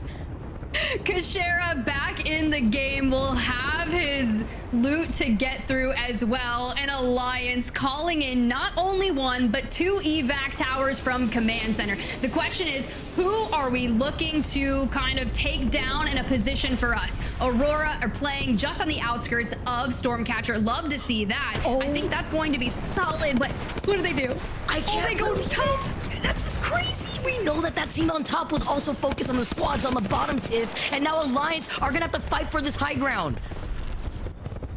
Fight for the high ground, you will. FaZe is here, DMS is here, Ninjas in Pyjamas are also here. We have so many top fighting squads that are all looking for a spot in Stormcatcher, which makes Ethernal's position so much nicer. But if Alliance can hold out here, they'll be into the top 10 in no time. Looking like my Venn diagram here. Look at the 3 seer ults, 3 exhibits, maybe 4 even. Alliance, okay. Cheeky angles, allowing to follow up with the Hemlock, finding a Tafe, and the bottom. Atlas get eliminated, 12 squads left, and Alliance have not given up this space, trying to face against FaZe, who are on the other side of this height. Yeah, and FaZe are going to have a lot of things to play around in terms of structures on top of Stormcatcher, right? You've got the bins, and they can keep kind of peeking around that. But that's why Alliance is trying to play that off angle of Stormcatcher and make sure that DMS does not climb up, but Effect drops down. Keep your eyes on Effect, because now you may be taking angles on some other players. The focus of attention goes out as Amphi is trying to hit a res on a member of Ninjas in Pyjamas. We are getting all the chaotic endgames that we asked for. And the zipline to put them automatically on top too, it's a reposition. Alliance look like chameleons. They're not only looking at FaZe across from them, they're also being aware of Ninjas in Pyjamas playing on the low ground right behind them, because also that zipline being there will allow an IP to potentially reposition if they are able to reset. And the fighting hasn't stopped on the other side here too, Tiff. Yeah, I'm actually nervous about that zipline that just got expended, because I think they were just trying to get Effect back up to the top, but Mania, Rats, job's not done. Funk's on the inside, but the double time comes through, gives them the boost to stay alive and take down the remaining member of Stay Healthy. We get the reset, and Rats are looking to clear up this eastern side of the zone. Aurora is going to be that team that's just ahead of them, which gives them a 3v3. But Aurora, well, they're in the next zone. Rats aren't. So what are they going to do? Because they still have to move. The fact that Rats had cleared up that north side there too, though, they are rolling on some momentum. And you know, after getting Token back up, he was able to pop that Phoenix can, and it looks like they're still fighting their way into the next circle. But Havocs are ringing everywhere, and Ninjas in Pyjamas were able to get 2 knocks. It's only up to Funk. Circle gets his back. He cannot clutch it up. Aurora are also looking to grief and third party this fight. Now FaZe Clan, they lose out on Arctic, and it's only 2 left. Kinetic Nags. Oh my gosh. Here we go. Beast of the Hunt climbing back back up to the roof we go. We want to be the leaders here of Stormcatcher. Gets caught out. It's just going to be Synetic last standing. Dives on to the inside, hits the shield bat, and honestly, you just need to play it out solo for now. Effect Hackis still on the top. DMS, the only other trio left in Stormcatcher, but keep an eye on Trojan playing as a duo down below. Oh man, with all the fighting happening here though, inside of this building, DMS have been able to take control of this space, and you know why? It's thanks to the stinking man himself, Caustic, clearing out so much space with these barrels. This is literally the best spot you could be with the composition that DMS have. If you told me we were gonna have Pathfinder Caustic Bangalore in Pro League, Vicky,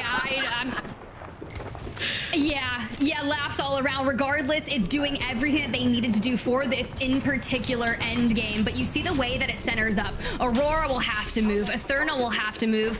And then you have this ultimate kind of issue here in Stormcatcher of who is going to be the remaining team. How do you rip Alliance off the roof? The fact that they also got the res. They got the res and the reset here is huge, because I believe there was a knocked player originally from Alliance, and they had a gold knockdown playing off of that while Aurora was trying to put in some extra pressure. But now the ring finally closing. Final round here, and with 6 squads left, this is going to be the bloodbath. Thankfully, Taskmaster having the Bangalore all ready to go. Aurora needs a solid game, came into this with 12th place overall on the regular season standings. Now, mind you, only 8 teams will be able to seal their ticket to Mannheim, Germany. Trojan, your match 1 winners, have fallen. Ethernal now claims that low ground, and Alliance with the Pathfinder play. The energized zip to reposition towards the rocks, and Aurora, they're going to be the biggest threat between Micey and Ethernal, and Aurora take down Alliance. I don't know what Alliance is trying to cook there, but it looked like the kitchen did or something burning, and Ethernal now sliding in, are getting pinged from above. Bambino with the shield swap. Missy on the other side. Everyone's dropped down. Our last 3 squads with FaZe Clan still alive as a solo. DMS, your winners from Stormcatcher. We were talking about their legend composition, and honestly, Vicky, if we can just break down those moments before that led them to securing that endgame victory, because all I saw, PKs taking it to them. It was impressive, Vicky. And with 6 KP, it may not have been a lot, but getting that dub, extra 12 points is beautiful for DMS, because Tiff, this is one of the teams that is sitting in 19th place overall. They need to maintain themselves so that way they can be in the top 20 to also compete in the regional final. And that's going to be such a big issue, right? Now, DMS is hailing from that Group C, so not only playing today, they'll be playing tomorrow. And if they can get into regional finals, it's that extra 3rd day of play that will maybe allow them to hit that ticket to Mannheim, Germany. Split 2 playoffs underway, and that is all that we are keeping our eyes on. We said at the top of the show, it was about 52 points to secure yourself into regional finals, so hopefully they're getting closer to that. And with the Caustic, nonetheless, the only Caustic in this lobby, I mean, I can't even be surprised. We've been seeing a lot of these teams coming out with what they feel is most comfortable for them, but even all the benefit when not only did the circle pull towards Stormcatcher, the POI that you're working off of, but you're also able to play into the Caustic strengths, nailing down not only the security of that building with the Caustic traps, but not having to worry about I don't know, Kashira's team coming through with a crypto that could absolutely destroy all your hard work with one single EMP. Yeah, that's crazy. We saw Kashira get rezzed, and then not really too much after that, because Ethernal held that tunnel way just on the inside. And then you also had Trojan on the low ground. But let's get those match 3 results up. You said DMS had 6 eliminations, 18-point game out of them. You love to see it. FaZe Clan, though, 2 eliminations on Rain Day. I know you were sitting there waiting, and you got something to say about this too. Yeah, DMS, what a fantastic showcase from them. But look at we talk about comp diversity, but look at point diversity. All of these kills coming through from so many different teams. What an interesting way to continue to see Apex grow and give us good storylines across it all. But DMS, FaZe Clan, Ethernal, Aurora, Alliance, all having good performances. And as we look at that bottom side of our performers in this back half of today in match 3, it's going to set up what are we talking about here going into World's Edge. Who needs to pick it up? A team that we know can burst. We mentioned them at the top of the show, EXO Clan. Game 4, a lot of times, will we see that? Certainly it feels like they need to when you look at just 1 point here as well. And Vicky, as we take a look at the overall here, give us your thoughts too, just about how it's transition after 3, Trojan being really the most dominant team across the board. That's what's been very entertaining. Not only the most dominant, the most consistent, 25 total kills with a huge gap. I mean, the closest team with the amount of KP that they've been able to accumulate has been Ninjas and Pyjamas, and we saw exactly why in that last game. But not only is that KP favoring Trojan, they are getting those placements. I also want to talk about EXO, as you highlighted, to see if they could pop off on World's Edge, but they were the 26th pick on their POI in World's Edge for Countdown, so that's going to be incredibly difficult for that team to see if maybe they can make some magic happen coming out of a POI like Countdown. Yes, currently, you know, off the highlight, sitting in 15th position. And so obviously you want to be in that top 10, top 8, especially when you start seeing that, yes, we'll be in our regional finals, but it's not guaranteed. So we do not want to make it any harder than we have to, Tiff. And EXO Clan, a team obviously that we know can get excited and make some things happening. But we also know that there's a few teams that have just been more consistent. One of those teams that have actually been more consistent across the league and are right now sitting in 5th place overall in EMEA, it's Danish. And we have a chance for this halftime to bring in one of the young stars, Mr. Young Hong Kong, or Carl, here from Danish with us. How you doing, buddy? I'm doing great. Thank you for being here. Listen, we love having you on the show. You know, for me, I want to give you an opportunity just before we start diving into today, how your season has been in your eyes. How are you feeling about the team? You're sitting in 5th place as well. You guys have yet to get a full match day win, but you've got a 2nd place. Are you feeling really confident heading into now, obviously, the important stuff, regional finals, and hopefully LAN?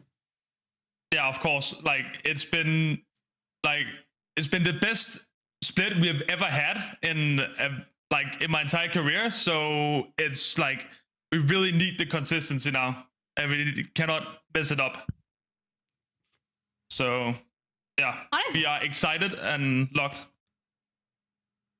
Excited and locked. Well, you've got to be, right? You think back to kind of what your journey has been for this split, right? You guys came in from split 2 qualifiers. You're sitting in a potential LAN qualification to Germany, right? So what are you guys looking to do tomorrow to kind of round out this split? And what are your goals for when you do make it to LAN? Yeah, it's just, I'm going to do a bit of multiview tonight, and then we're gonna get ready tomorrow, and then we just need the top 10 tomorrow, and then the top 10 in regionals, and we basically, like, we've already made it basically. So I'm not worried at all. Like, we basically have it in the bag already. That's awesome. You know, I love hearing the confidence coming through here too, and looking at the competition that you guys have within EMEA. I want to also look back with you, Young Hong Kong, at the final circles that we've had within our first 3 games. Breaking down the competition, we saw game number 1 where Trojan not only took the dub, but we saw that pylon end zone. Tell us your thoughts here, especially with Ethernal being here for free in their POI and this legend comp that they're running. Yeah, this legend comp is pretty crazy, but I guess it works for them. Bambino's really good on Fuse. But yeah, they just got the height. They played it really well from the height. It just, Ethernal's team, Trojan, was in the bottom for like, they had like the side that was in the longest, the side of pylon, and they played it really well, stalling out, and Bambi's team dropped on the height of that side, and they just shot through the wall and got a lot of kills on that side. They just killed Atlas through the cat wall, basically. And yeah, and with the last 2 spots here too, with that evac tower right here, where we got to see Bambino go down, but that was crazy where they had to drop down from that low ground, Young Hong Kong. Yeah, that was. And here we have, yeah, the catch team, Apex Warlords, that went crazy against the, I'm really happy that they won that against GoNext. But it's just like, it's basically just a 3v3, and the only team playing Horizon, I'm pretty sure, as well, which they kind of used in this fight. You know, and talking about the Horizon actually, and the comp diversity that we're witnessing, how do you think that plays into the strengths here of teams like Apex Warlords, where they were able to get that dub, and then obviously what we saw in that final game with the Cossack, but playing into the strengths that these teams have been here, like Apex Warlords? Yeah, I mean, the Apex Warlords, I'm happy to see them starting to get crazy again, and here he just uses the rice milk, queues up, and goes crazy. Controller is beaming. I love how you highlight that there too, because the black hole there on the bridge, just to clear up some extra space while also paying attention to the split angles that they were trying to approach them as they try to wrap around to the left before Apex Warlords eventually took game number 2. But a little bit of a different look before we dive into game number 3, where DMS, not only we talk about composition change-ups, the caustic being on Stormcatcher was the best thing for DMS to work on. Yeah, it's a really interesting comp. Using the Pathfinder for the UAV, and they just walked out here and just played the hide. I think Alliance just left it to 3P Logan. Yeah, they did. And they just got the hide and shut down on basically everyone and just got all the kills. You know, talking about Alliance move right there, what do you think the call was to not only take the zipline, but they put themselves in the way of every other team there? Yeah, I think Alliance should have fought the DMS for sure. But I guess when they have Caustic out on the balcony, it's gonna be rough with the Caustic gas for them. So I think that's why they just wait for the kills. You know, Carl, you we love chatting with you, man. It was a lot of fun earlier getting like loading up into it. You've got a fun, infectious personality. We do hope to see it land. But before we even get there, I gotta know, how does a guy like Carl go to Young Hong Kong? Where does the name come from? What's the inspiration of your name? Yeah, so I was doing SoundCloud rap when I was younger, and then I moved to Hong Kong. So the Young from the rap part, all the rappers were called Young something in the SoundCloud game. And then Hong Kong, because I lived in Hong Kong for 2 months, and then it rhymed, and it looked pretty cool too. So that's why.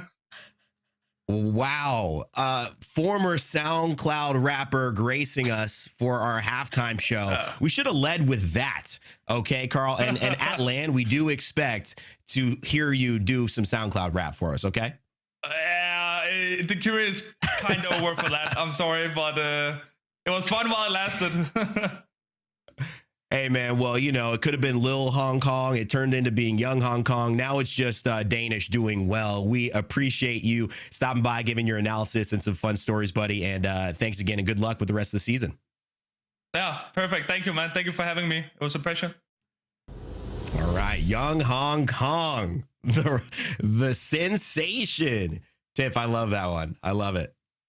I was like, can he rap for us? I was about to be like, I want to hear the bars, my guy. Just throw it down. We maybe get an Apex rap. I don't even know what that would sound like, but I want it. Hey, if you got Young Hong Kong on the track, Vicky, anything is possible.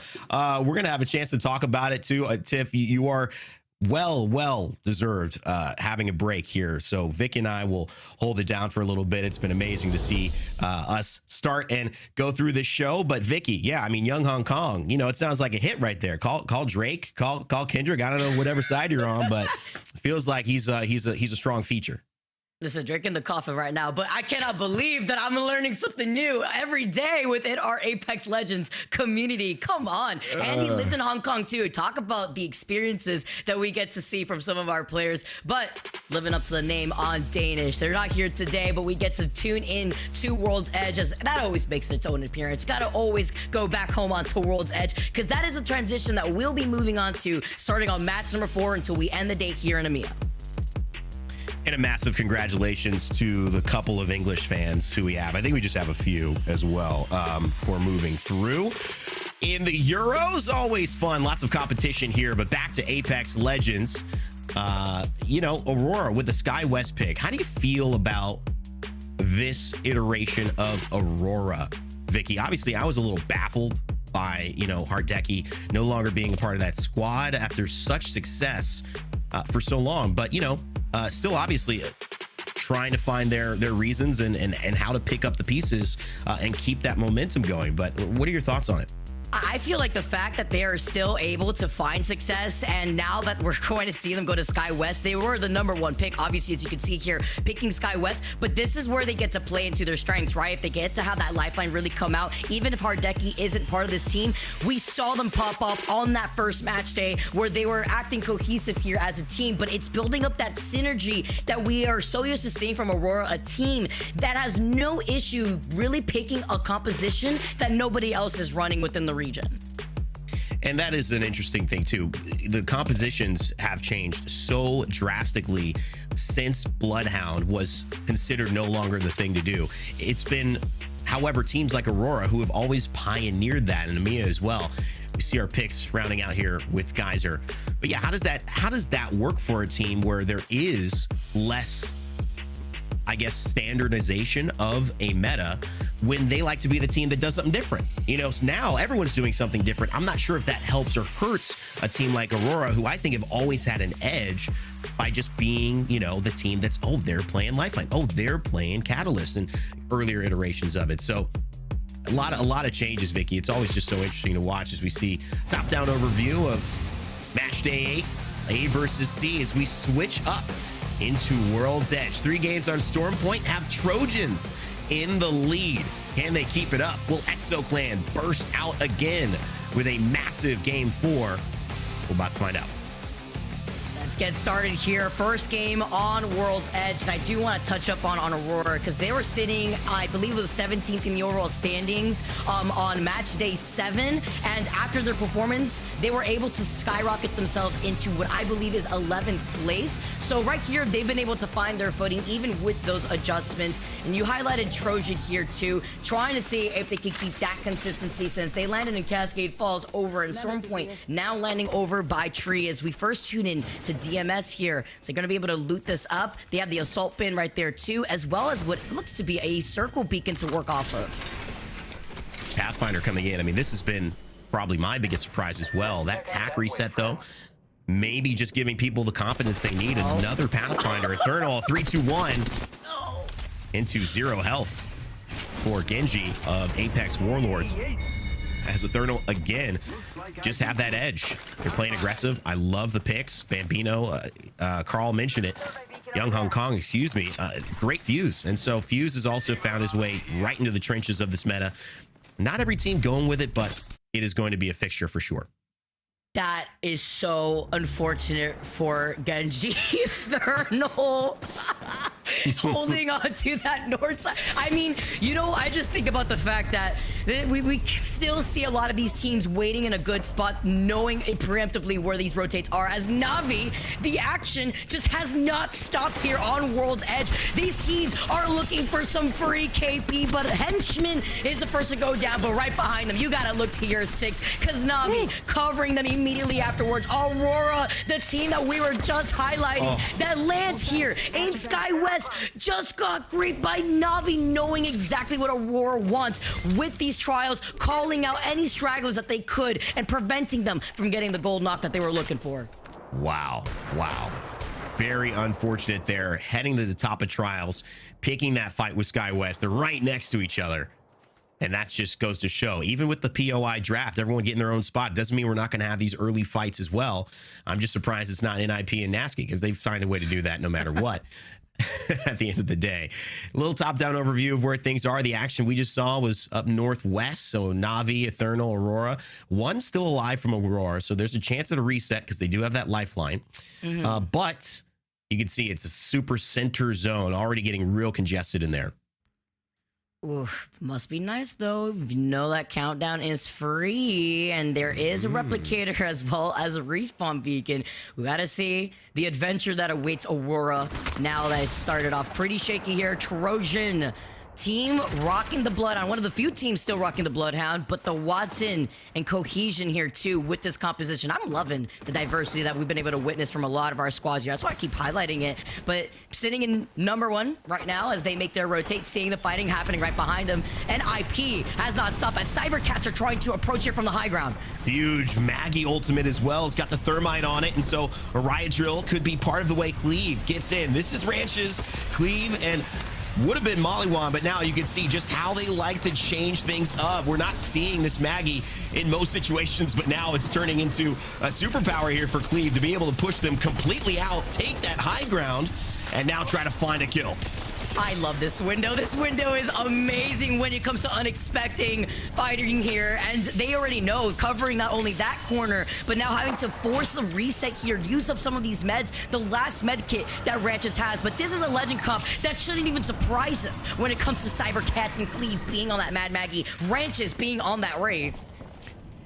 Yeah, such an interesting one. I mean, there's some value to this, but who really cares? At the end of the day, we talk all this stuff, but if you hit your shots like that, yeah, things get a lot easier for you. Ranch is going down as well as NIP, trying to get in on the action here. Cleve gonna fall back down, and we'll find a kill onto NIP. And so, cybercats starting to find a little bit of rhythm here, and a nice engagement to start off World's Edge. I like that Sentinel shot that I also saw over there from cybercats. And looking at where our teams are positioned, this is a circle that we've seen before. Rain Day, Trojan have already settled down here, being on this high ground. If you could remember back to NA when we saw Falcons give up this space and allowed TSM to just walk in from right behind them to take this spot. This is exactly what Trojan's trying to do while still maintaining this position with the Watson. And you see those free arc stars, of course, the Watson perk also helping them out when it comes to also having the nades that they need to suppress not one team, but two teams from the tunnel and on the other side of the tracks. Always a little bit risky to be in such a what feels like an open spot, but with this angle, what they're requiring and relying on is that there's enough pressure in that tunnel that's going to make sure ANC Outplayed cannot peek down on them. So they'll get shot from tunnel if they try to get them out of that Watson area. Hopefully that leads to a bit of success. Apex Warlords, though, after a scintillating couple of games in Storm Point, looking to capitalize on that points total that they've built up, but they're gonna have to do it against Na'Vi, who found their way up that staircase, and they're trying to get down. The black hole pulls them back, but they're gonna drop low floor. Say, we don't want to mess with that, at least for now. That black hole got deleted so fast. You blinked and you may have missed it. You just heard the sound cue instead. The Seer Tech, though, is going to be able to highlight kind of for right now. Looking on the other side to call out the other squads that are trying to rotate, maybe from the Evil Harvester side of Skyhook here, but it's Apex Warlords on the other side of Na'Vi. GoNext are also here, as well as Aurora, who have now managed to at least reset the most that they possibly could before now rotating through the countdown side. You can see cybercats in that riot drill as well, so you know exactly what's going on there from Cleve. DMS winners of our last game on the Caustic. Big thing you got to do is get to end zone. Kind of hard to do in this area, though, so they're going to rely on the movement. And this is one of the benefits of having that Pathfinder. Caustic already. Caust is going to take 15% less damage. Will not get slowed by those bullets. And I'll tell you what, if he did get slowed by those bullets, probably would have died there. So passive coming into play yet again. And they live to see another caustic gas canister, Vicky. Unfortunately. But you know what? Fortunately for them, that they get to survive. As a big boy, you know that you are clenching when it comes to trying to reset those meds. You are a gigantic hurt bugs, but it's okay. They'll be able to not only get the reset with the Phoenix kit that he found at that crates, but also his teammates are right there to help cover for him. GoNext, the Crypto coming in, of course, Kashera on the other side, trying to see if they could cut off Na'Vi on their rotate through the tunnel side. Aurora as a full reset after the action that we saw go down in Trials are looking to cut them off. Yeah, that would be, wouldn't that be interesting? Have a little bit of a payback in the best way. Aurora here, you can see it on the top of the screen. Natus, Vincere, GoNext, Esports, and Aurora just below them on the northwest as the zone starts to move. I mean, train tracks, this is an interesting spot because it is playing a little bit half into fragments. So if it pulls up, it's going to be chaos down in the city, trying to get up to that hill, especially with ANC Outplayed in a really nice spot.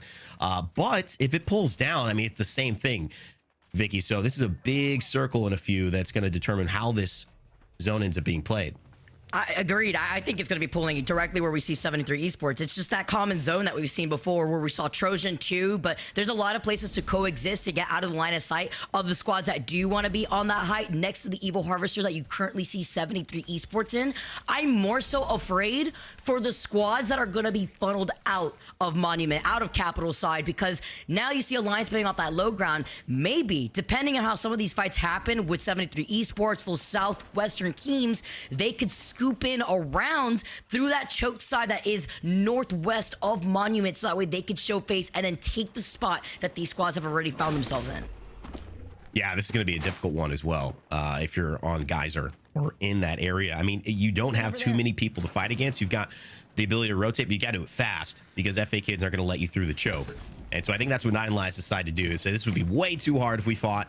So we're going to push to the south. And luckily, FaZe Clan really not beating them into that choke as well. So something to pay attention to is this little rotation. It's going to hinge on about 20 seconds of movement between these two teams as to who's going to have a major advantage. They don't know FaZe Clan is there, but it's looking like it's about to be a very difficult run for Nine Lives Esports. Checking out though with Na'Vi as they start a skirmish with Aurora. Oh, it's just non-stop for Aurora or Rain.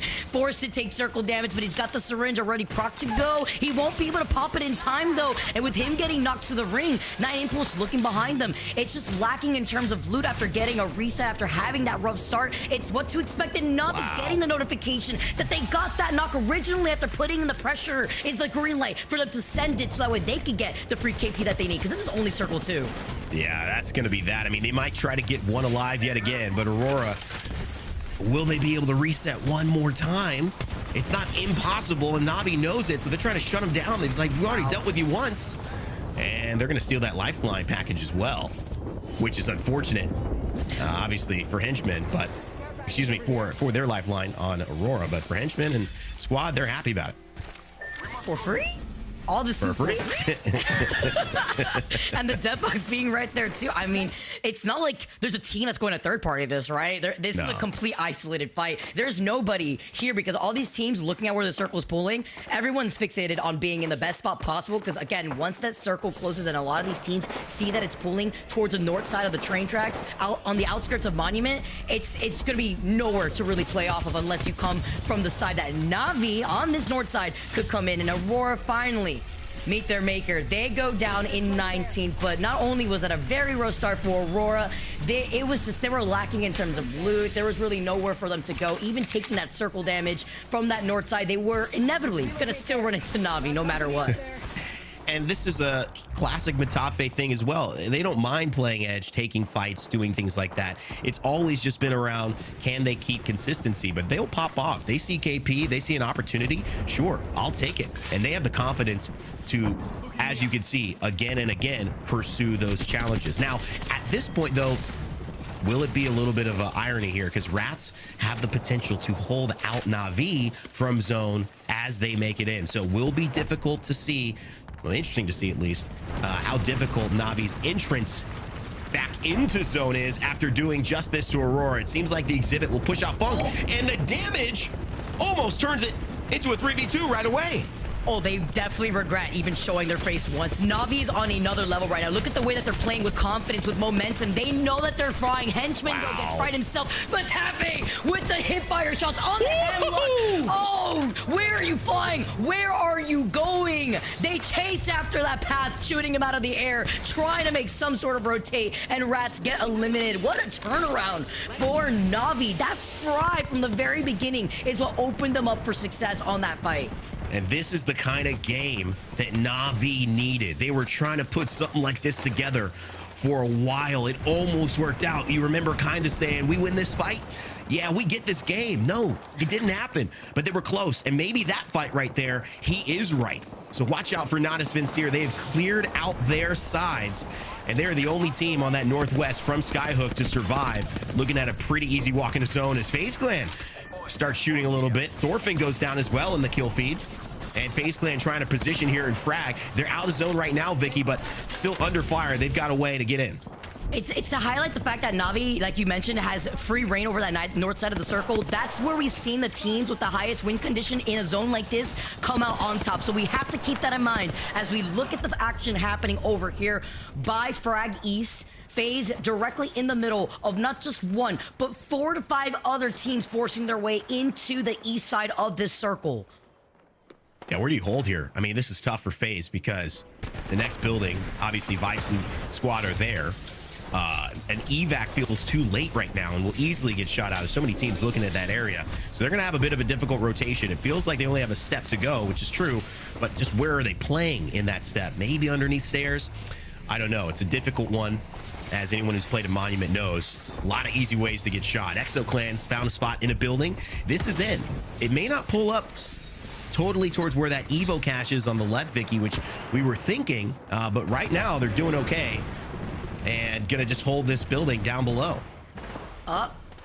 Now trying to Not only that, but they're going to be able to force their way from that south side of the circle while taking a look at the action happening on the outskirts of Monument here. DMS are looking at Atlas. That there's been a ring console there this whole time, but it's the fact that DMS being on this Cossack, even though he's getting shot from a distance, but having these Cossack traps set up here with nobody trying to contest you, they will eventually have to drop down. They know this, but there's two other teams looking at them with GoNext being on the other side of Monument. The crypto drone that we highlighted before, kind of looking around to see if they have any free rotate on the west side of the circle. So much value here in Pathfinder situations, not just in terms of the rotation now that we have to consider. It's not just evacs, it's not just, you know, walking in. Again, Pathfinder has changed the game. This is now viable, and you cannot destroy this. You might get shot, but if you do it the right time, look at that. It's almost a full high ground rotation. They're going to get in on the action. This is where FaZe was.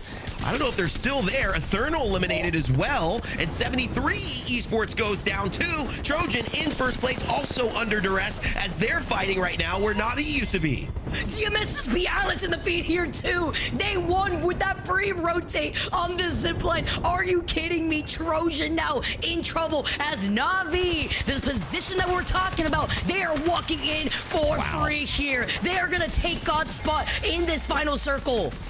This is it.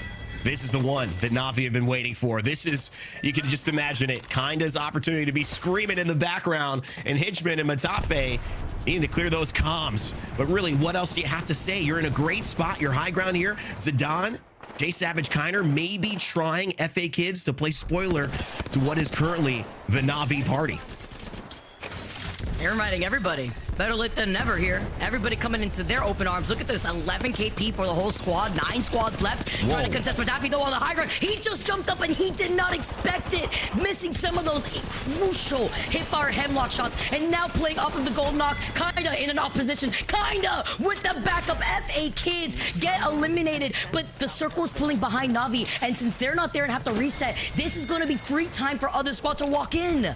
Wow, and they lose Matafe as a result. Luckily, they have a respawn right nearby, and this should be safe.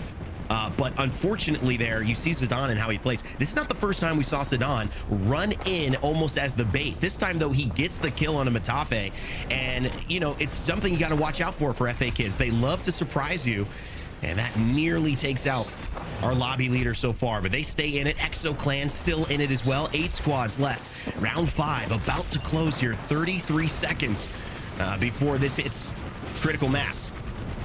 And you're still on Blue Evos looking at EXO Clan. That lovely GoNext EMP destroying all those Watson fence. But Tafe has been called in, and EXO with an Evo shield disadvantage now as they're forced out, losing out on both shields from Slayers and Fuda. K-Swinny gets deleted from the back. GoNext knew exactly where they were at, and they get eliminated. 5 squads left. This is the chaos that we were expecting to see, and GoNext have made their way into that north side of the circle.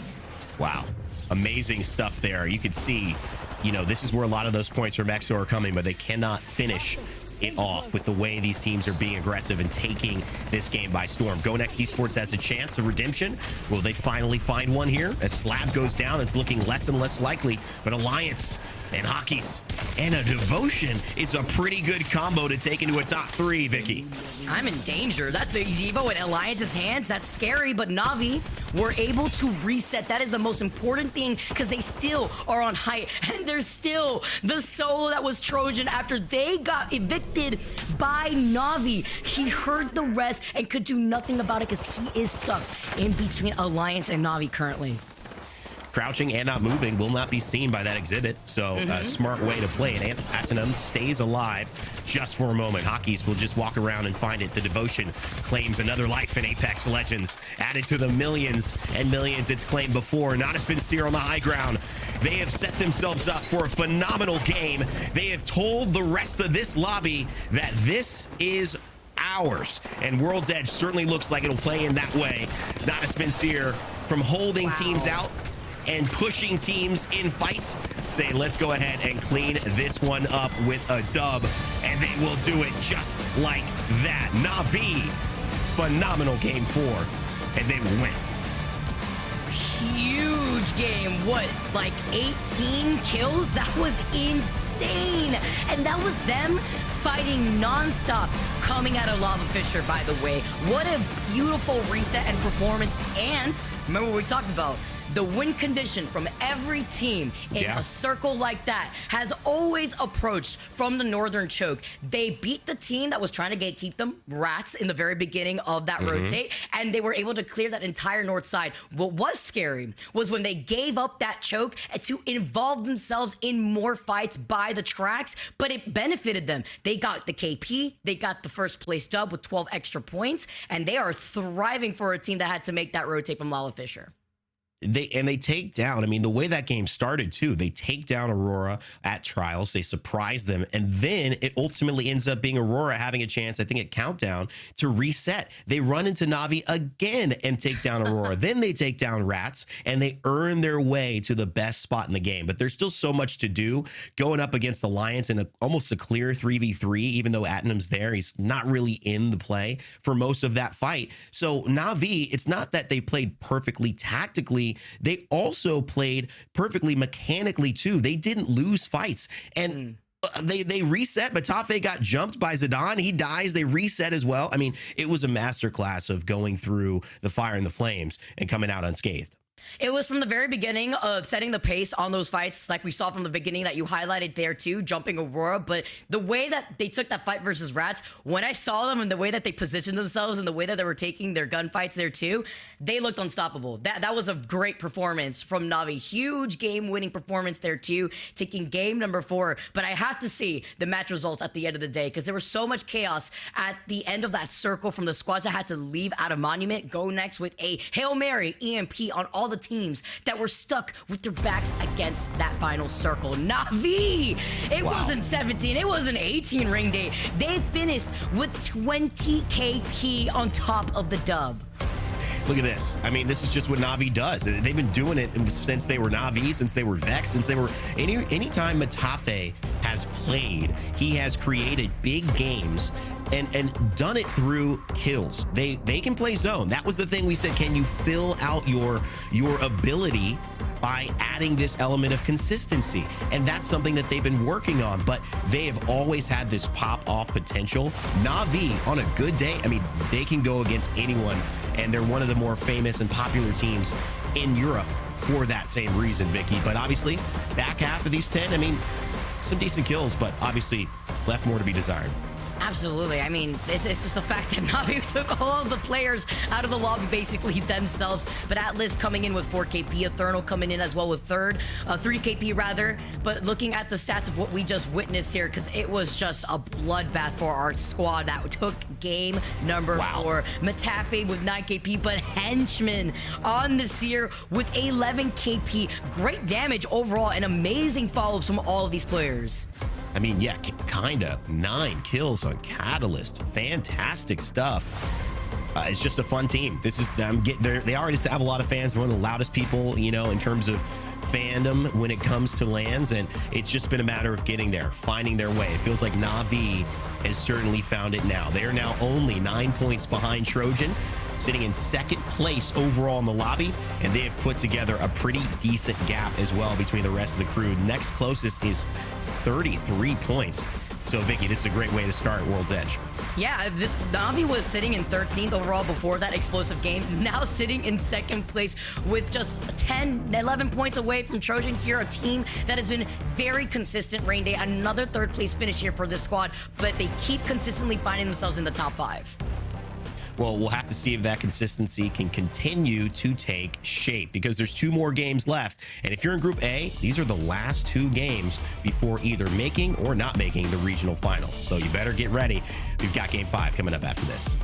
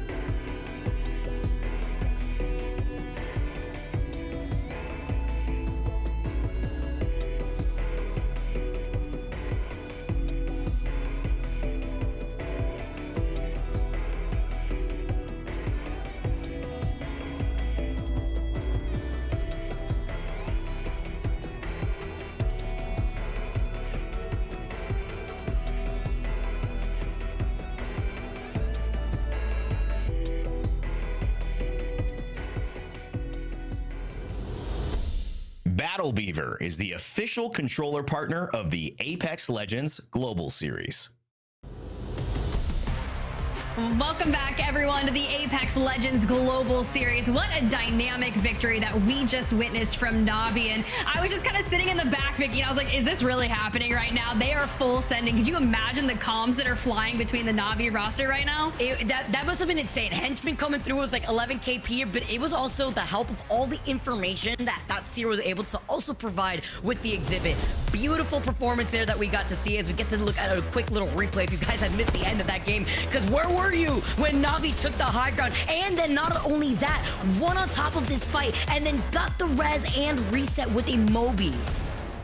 Yeah, Matape getting knocked right there and just having the gold knockdown to put down and play around is just insane. And for all the teams that were looking to make a play to get outside into the next zone, I'm looking at EXO Clan because they're just trying to survive and they cannot. And then it comes down to the final two. Alliance doing what they can to reposition on Navi, and they just couldn't get things together. Nah, it was insane the way that they tried to be able to play this here too, and even isolating Alliance with that cat wall. This was such a big deal to not only isolate Alliance individually, but allow them to reset and hold different off angles.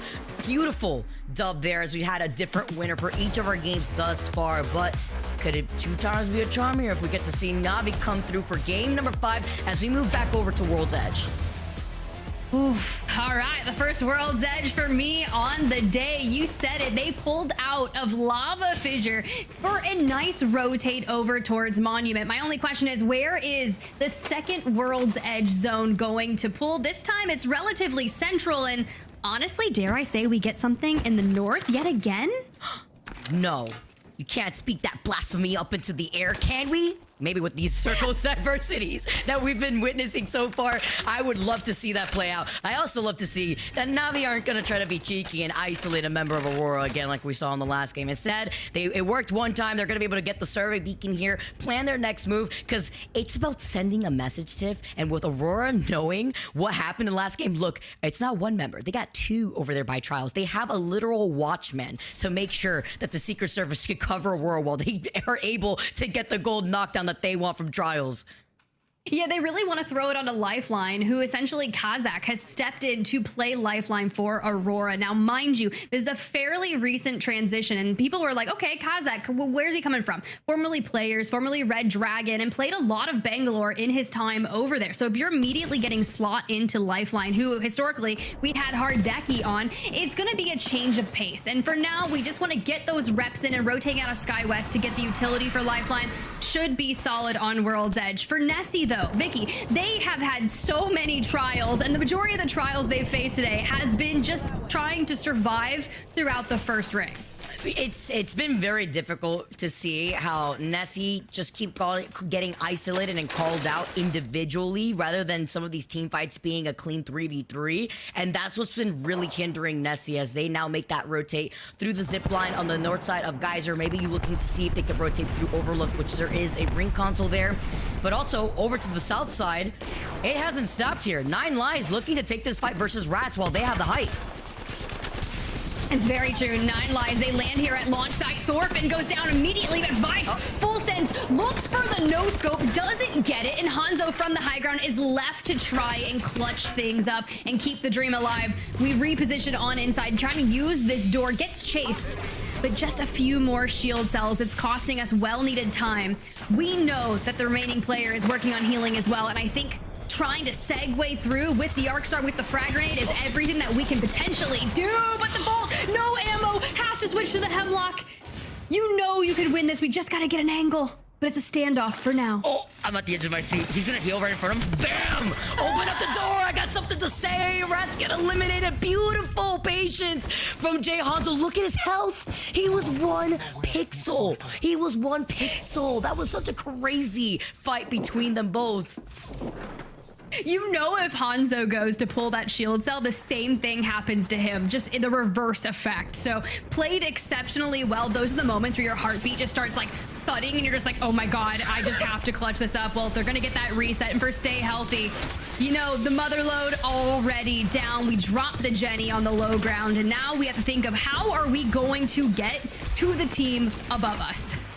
Grandma's house already getting contested because this circle is pulling directly onto either Grandma's house or the mouth of the tunnel where Ethernal is sitting in. But stay healthy, looking to coexist with the squad that has already found their own space in Grandma's house. It looks like Grandma's got a lot of grandkids to really take care of here. Cookies for All as K-Swinny has been able to now look on the other side. OP have made their appearance coming out of the choke from Skyhook.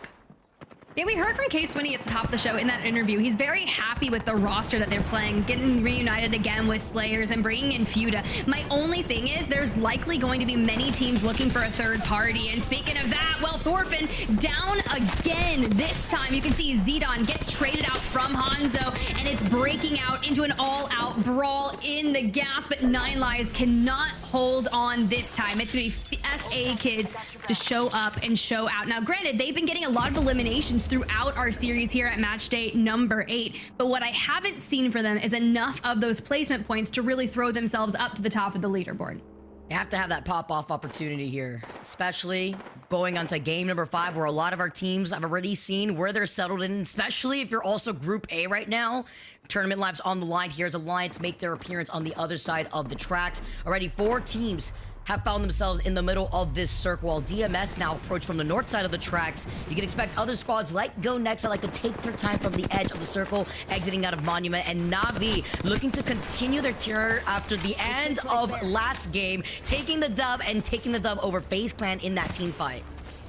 Not the first time Na'Vi's taken down FaZe. It happened when you think back to Storm Point, where they cleared out the entire eastern side out of Pylon to take the choke. Now, working their way into that next ring. Granted, we've got a long journey to go, and we turn our attention towards the north. Ninjas in Pyjamas. Now, they've been around and have been in some of our end games, so we haven't really seen the NIP that we need. So Zane with the swing takes down one member of Nessy. Where's the remaining?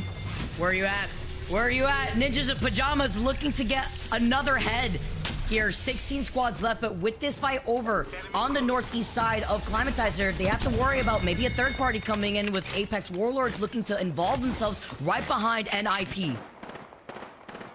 It's graceful. Last standing for Nessy in Climatizer. Man, you hate to see that, but for Ninjas in Pyjamas, I'm just curious, what are they gonna do? You see Nasky kind of just extending out, maybe looking to see if he wants to push on in, but Apex Warlords, they had that massive win, I believe, in game number 2, and they start kind of poking their head out away from Bridge. They're like, is this something that we have the ability to push on? You already know NIP is sitting triple purple. They've got their second round of perks, and well, we'll just see what happens with them later, because for now, we've got to get out of landslide.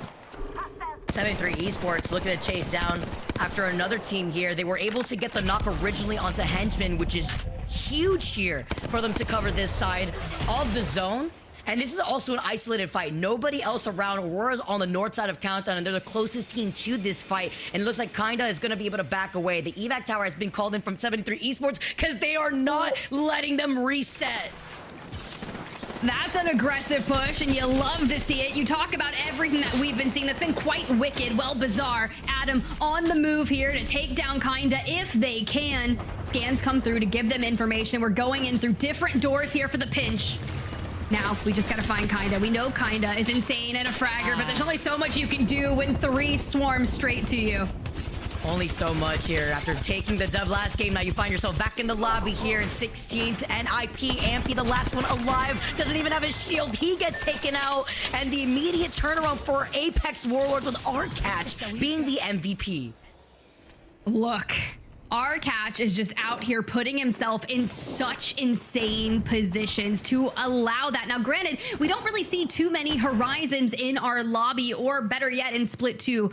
For the time being, you have Young Hong Kong, who comes in during the halftime show, and he immediately singles that out. He's like, look, being able to utilize Horizon when you really don't see a lot of her and just throw into the craziness positions, just you love to see it for the Apex Warlords. It's been working out amazingly for them here too, and it's a lot of these squads that have been playing to their strengths with these different compositions, and it's been amazing to see here as we take a look at where this circle is going to be pulling, and look who's directly in the middle. It is Alliance with a great shout out here, getting out of the fray of the action happening over by Grandma's house, but it looks like they want to take an off angle here as Trojan fighting for their lives and Outplayed slowly approaching on the edge of the circle. You see the Crypto Drone too flying around here looking at Stay Healthy and Aurora, who will also be moving in from the north side.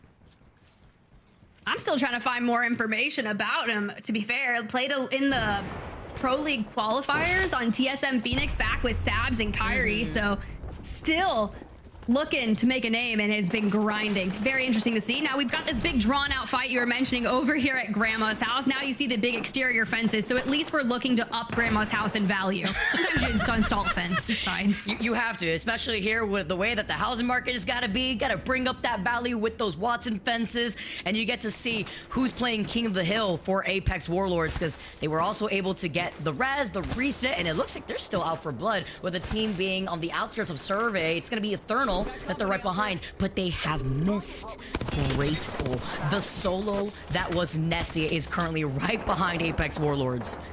You can't afford to do that. When you're trying to rat in a seer, well, it's not like necessarily a seer meta just yet. I don't want to really wish that into existence because we have, you know, time has come and passed. Regardless, we have way too many seers out here, but it's just viable right now. And just working their way into Survey Camp, reigning supreme of the high ground here, these different buildings can be so tough to push, but when you go with the focus attention, you hit the grav lift, it gives you that extra boost to get out of line of sight from that team that's looking to take angles on you. Rachel was also able to get the banner. We're gonna have to see here with Apex Warlords not giving up this fight, playing on the edge of this circle now, closing in against Ethernal. But I think that this fight is gonna take a bit until Apex Warlords gets that initial knock, or at least a crack here on the other side of Survey, with more teams around the area that are entering that tunnel side. DMS also coming in. Aurora gonna be able to get a knock on your feed. With 14 squads left though, FA Kids with the 3 KP to their name, but can we talk about the red Evil shields, the damage output, and the Evil harvesters that they have right next to them? Look, this is what you need. We're fully kitted. The only thing we're missing is a turbocharger. The scan comes through and we look to breach straight into this building. Now, granted, if you're looking for a team that's playing Watson on the inside, know that it's GoNext. There's going to be a Watson, a Crypto. It's not going to be one of the easiest things to push, but if you can take one down and start whittling away, you gotta see it. Kashera pulls out that drone, looks for the information on how I can really utilize Kai and Slab in this engagement. If we keep backing up, taking the highest floor of the building and throwing down the fences, even extending it out through the doorway to be a nuisance if someone comes in from the balcony is crazy. Gotta get all the information here. You gotta make sure that all these angles are covered, and if you got that EMP ready to go, you could work off of it. But it looks like they're also able to see if they can plan out that next rotate. You see the P's coming in too. Slab and Kai, like Pokemon sent out by Kashera, looking to look at the different angles that they could possibly be taking. But the patience here for FA Kids, they are not approaching while the drone is out, and maybe GoNext getting the information that they're the only teams coming out of Monument, so they could potentially take this isolated fight on the south side of the zone before it closes in. They could, but then you look at FA Kids kind of backing away and you're like, all right, maybe we just kind of hit a wrap to the west and go north from there. For ANC Outplayed, their only choice besides going north through Skyhook is to run into Aurora or take this pathway through where another team has been holding. And Andy Jack's on the Watson is just kind of fencing forward. And, well, I do love that. That should help for at least the exterior. But what is 73 Esports going to do on the opposing side? Will they back up enough, or will they just look for maybe a spot that's relatively outside of the rolling thunder? And comes in, and honestly, 73 Esports, they were not deterred from that. Not at all, and they were also able to try to give them some suppressed fire after getting the scan right before that smoke from the Bangalore came out. Good timing on that, and the circle closing in. OP has no choice but to fight their way out of this. And here we go. We're not even going to get to invest the EMP. We swing, grab one, but the trades come through, and now it's Will. Last standing. ANC Outplayed have done what they could, but the fall is real. And with a lifeline in the mix, we should look for a nice reset. But the job's not done, and FA Kids, you know, they backed away from GoNext, and they've set their sights on to their next victims. Talk about timing here on that rotate. Now going to be able to tear apart 73 Esports after they took a good chunk of damage from their first fight here.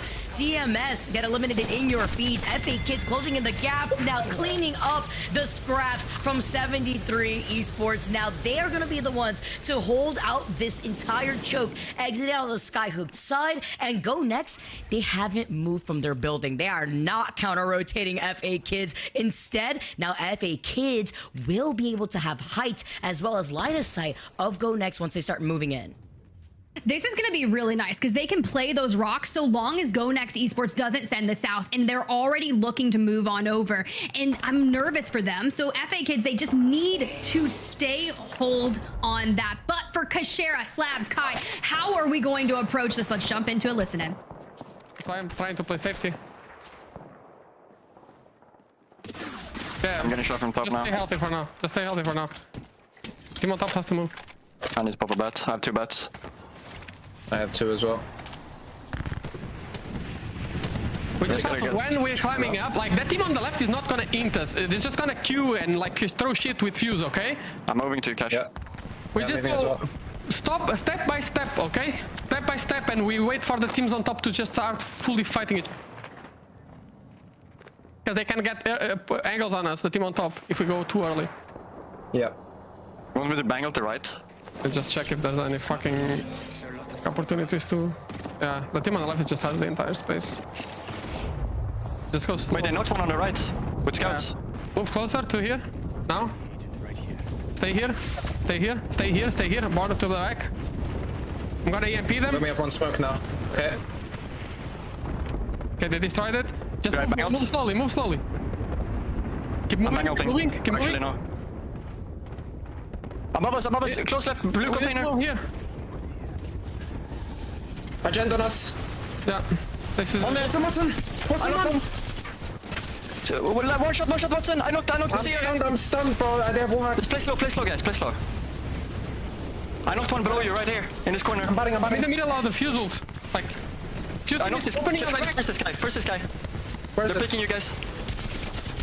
I can't first it. I'm just fucking dead. First. Just trying to hold on. GoNext Esports cannot send Alliance, and even then Kiner and Zidon from across the way decide to go poke some damage straight into him, but it all leads back to Grandma's house. Vicky. This is where we always meet up for the family reunion. But Alliance FA Kids, handshake, them in the middle with GoNext unfortunately being pinched. That was inevitable. They even if they rotated on the other side of the tracks, they were still in the line of sight of Alliance, and then they still would have taken that fight versus FA Kids here. With Alliance being on the outskirts of the circle and Aurora now holding onto the roof here. A different look for Aurora now as they have been able to play King of the Hill. Yeah, they need to, right? They start in Sky West, an easy rotate over here just on the outskirts, but Kazakh is able to kind of just anchor down. Look, they've got that area for Oyrain, who has the ability to grapple, breaks out the zip line, wants to get the team all up to the roof.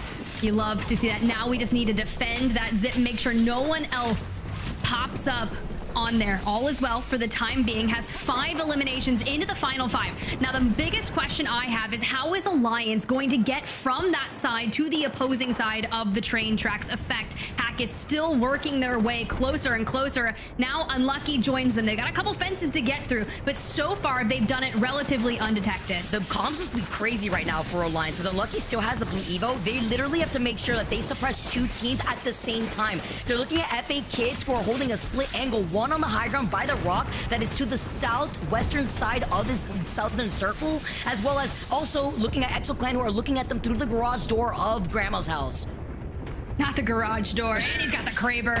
Okay, let's see if we can do something with it. That'll start right there. A knock on impulse. Aurora is getting whittled down, but they've got to be able to guard the left, and FA Kids Zidon down and out. Hackis is the real differentiating factor for this roster on Alliance. We lose out full on effect. Not going to be able to hit that res. Jay Savage falls apart with the nades that come through. Alliance still fighting through everything that they can. One more member of FA Kids is just ahead of them, playing behind that gold knockdown, and I wouldn't be surprised if we extend out to clear that side. Hockey's is insane. He suppressed 2 of those teams with the Kraber shot. They did exactly what they needed, but the swing in now from Aurora, trying to get the revenge after they were maybe able to get a reset here. 5 squads left, and Alliance get 9 impulse down. Only 1 member left of Aurora, and now Alliance as a duo have to make sure that FA Kids also do not get the reset.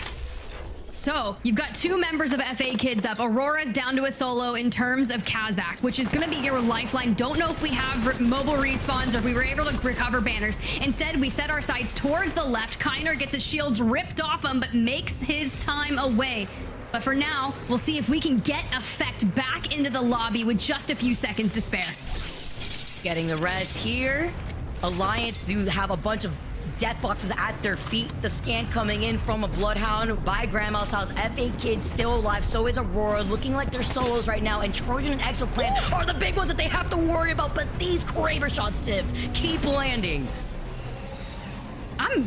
I'm all for the Kraber right now. Cause a little bit of disruption here in the end game. Atnum though, Trojan, one thing that's been consistent is them. The entire day they found themselves in these end games, racking up eliminations. Sure, only 1 so far for this game, but that's because they've been playing from this location since relatively the beginning of match number 5. Now for Alliance, who just hit the Hail Mary reset, are trying to send out. Okay, who's gonna full send Effect? They win that 1v1, and just like that, Alliance. Wow, Trojan swung in. They were playing for second, but they have the high ground. Remix with 1 HP EXO Clan. They walk in for free, and they take the dub. Thank you very much, Trojan, who try to prioritize KP instead of that game-winning position, knowing that EXO was going to come in right behind them. Can we just like slow it back the past minute and just run back a replay of that? Because EXO Clan, patience is a virtue that I most definitely do not have, but when exercised right, it can convert into a map win, and that was definitely well needed from EXO Clan. That was cute, and coming out of Countdown too, nonetheless, and being able to time that end fight, seeing Trojan swing outside of Grandma's house, that is perfect for them. That is a green light for them to not only walk in right behind them, but clean up what was left of that squad after Alliance did their best to survive, but also playing off that slight low ground there too, swinging all together. Trojan was so aggressive at the end right there. And yeah, they really were. And now granted, EXO Clan came into today in 16th place, but they're hailing from Group C, so they're going to have that double match day weekend. But if you really want to find yourself into that top 8, which currently we decided is about an 87 point threshold, and you started at 47, we need a top 2 at least in one of our match days today to really solidify that, because then you can get regional finals, and this is the best way to start it. My only thing is, how many eliminations were they able to walk away with? We gotta see at the end of that game, because I also really like the decision that we saw from Trojan to play for a second after they're sitting in first, making that gap even bigger between them and the rest of this lobby. Let's take a look at the match results here as EXO take the dub, 5 KP to add to their overall points here, Tiff, while Trojan right behind them with 2 KP. Honestly, not bad, though. If you're going to get those 12 placement points, a 17-point game is phenomenal. Trojan, when we first jumped on board with them towards that end game, they only had 1 elimination. So them playing for those elims in that end game only granted them 1. But what's even better is Alliance, who had one of the most deterring rotations, moving from that other side of train tracks over towards the building. You know, that's so tough, right? And Aurora makes the play to swing them prior to hitting that reset. Granted, both of them get a nice amount of eliminations. Then you have FA Kids, who instead of sending GoNext Esports, make their way over towards the west and clear that side out. It's a shame they couldn't make it further. But for Nessy, Graceful trying to rat it out, get as many placement points as he could. An NIP, Climatizer. That was tough, Vicky. Oh, it was very difficult, and poor Graceful always having to make the magic happen here on his own. While we take a look at the match 5 results, Alliance with the 3.4k total damage here for this whole team here, but you can see the patience from both EXO and Trojan when it came to coexisting in that building. Yeah, that's the real difference, right? Alliance had to fight their way in. EXO and Trojan had been there for some time. Let's move on over to those series results and see what this match 5 did to the leaderboard. Well, Trojan, they've been at the top. They're staying at the top. And with 19 points separating them from Navi, it's a very good chance for them to be able to net a match day win with only 1 to go. But Alliance, after that performance, finds themselves in top 3. FA Kids break the top 10. But honestly, Vicky, I was thinking NIP would be much further ahead than 10th. I definitely agree. Them playing on that bottom 10th spot right here in that top 10. We got to see how they are able to perform in that final game of the day. But it's talking about Alliance, who went from 6th place overall to now jumping in 3rd after the results of that game. That's why Trojan played for 2nd, so that way they could possibly get the extra KP and make that gap even harder for the other squads to catch up and take 1st place. We got to see if they maintain that spot, because we are going on to a break. At the end of the side of that break, we got our final game on World's Edge.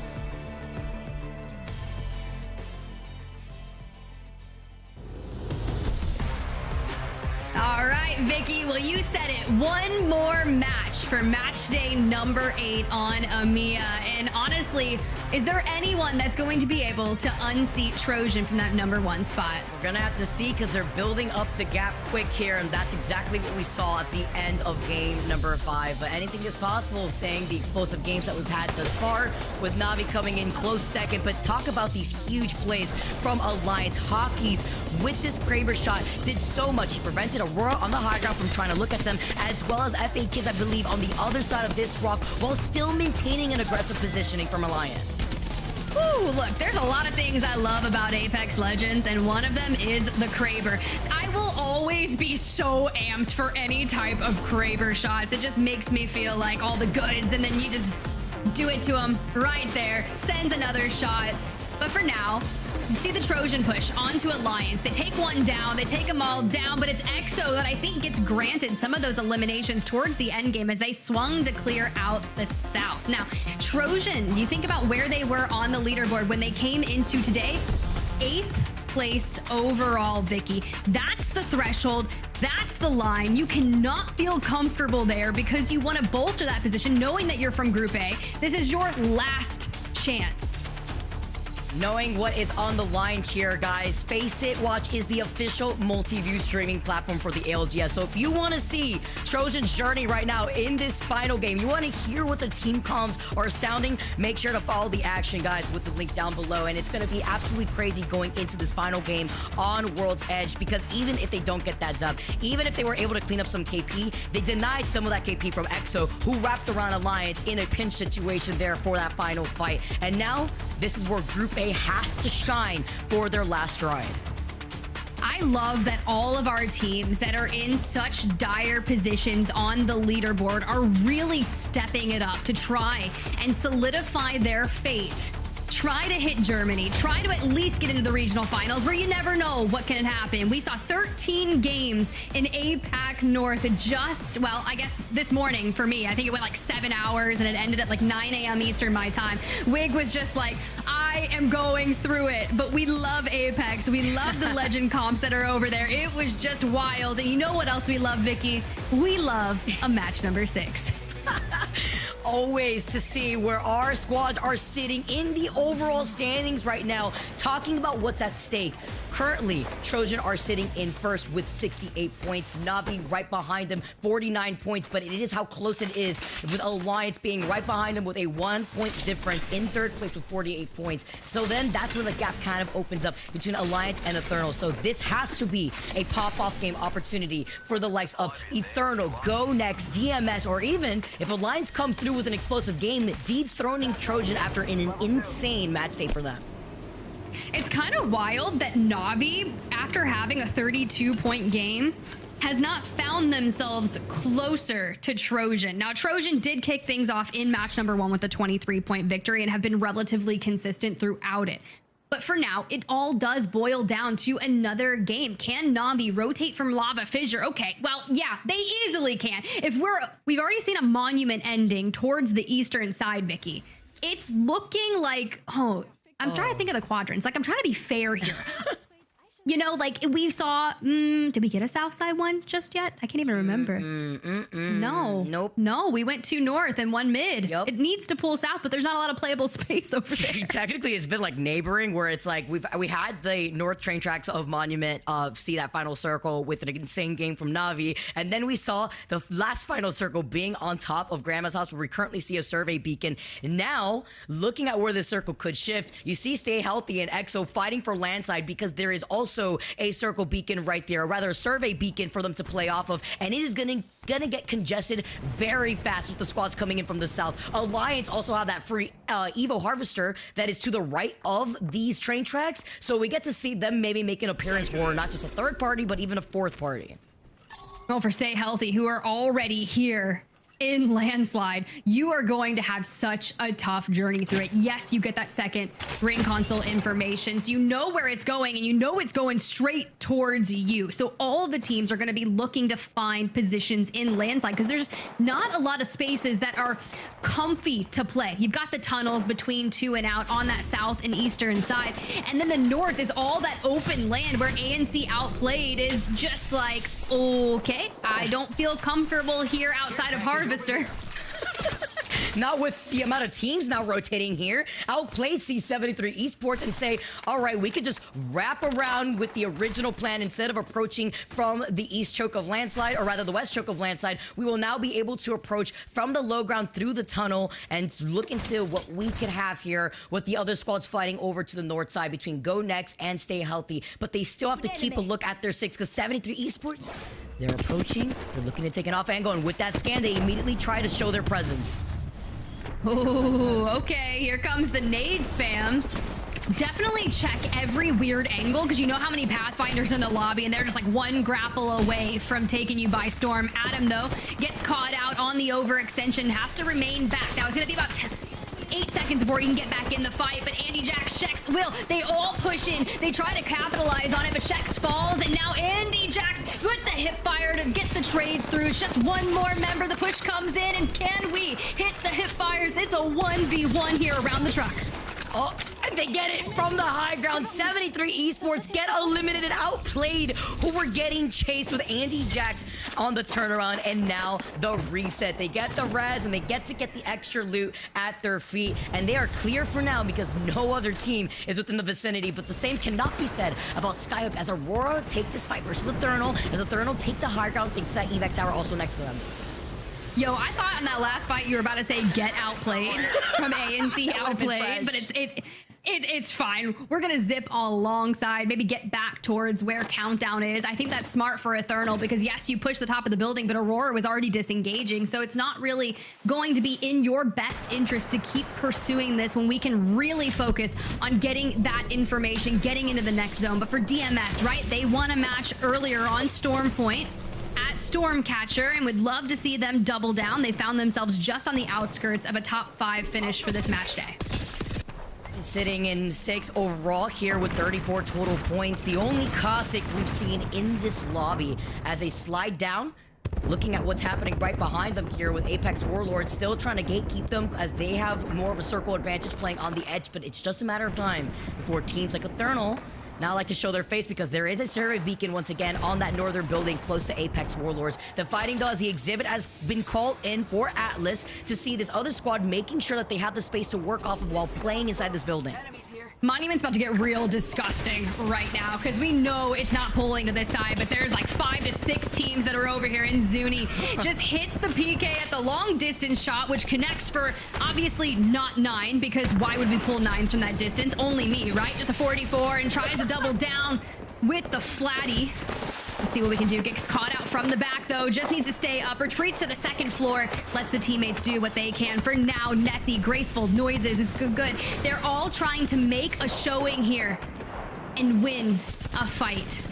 Oh, can they even do it with this Catalyst team though? And as I say that, Atlas, they get deleted looking at Black Venom. No bunkering down here with the makeshift walls. Now Atlas with Zuni trying to give him suppressed fire on the PK, holding a different angle, but it's a trade-off on both sides now as Thor gets taken out next. Zuni is shooting point blanks into the space, and Nessy, they win this fight, but there's another squad moving in at the perfect time. Bambino and company now move into the third party. There's a fourth party too, because FA Kids is right behind them, and I wouldn't be surprised if Ethernal runs into FA Kids first. For now, we were able to make it into that lower building. FA Kids from the bridge side, they have all the patience in the world as we set up a pinch for essentially what's to be had on Nessy. But turn your attention towards Alliance, because we've got rats underneath them, and Trojan has been eliminated. They only held the lead by 19 points. In second place is Navi. Alliance, actually moves into second place with that. We've got to run for first now. And that's why you're going to see Alliance now try to play a lot more aggressively, trying to gatekeep a lot more of these teams on the edge of the circle. And coming out on top from that fight, you could see Rats ending up just calling it. They're going to back away here. They want no business with Alliance after now seeing what happened to Ninjas in Pyjamas. Last Straggler now looking to see if maybe he could get involved here. Ethernal still not giving up this space. After booting out Nessy, they get eliminated. There's only so much reset you could have here, but they're still being very wary because we saw FA Kids in the distance, like you mentioned here, Tiff, but FA Kids have decided to back away through Monument now. Quite interesting where the circle starts to pull. So it makes sense for them to be playing from that Monument side of things. And while DMS needs to find a way to get through there, knowing there was just that big fight with Alliance and Trojan just on the opposite side of this choke point. And if there's one thing that you can do to wreak havoc on a team rotating through a choke, it's Ozus on your screen throwing down all those Nox gas traps. Has at least 3 of them down, and we're just showing little to no presence. You get scanned, yes, but that's from Monument. That's FA Kids on that side of things that know where you are, and Alliance as well. But for right now, Alliance does not know you exist. And they pop their face out, and Hawkeys is the first victim in DMS trying to get the jump on Alliance. 7 Oz's though needs some help. He gets taken out, and only 1 member left. This comes out on top as DMS get the hidden jump on Alliance, but that isn't without the third party now making their rotation right behind DMS. It is FA Kids now coming out of Monument.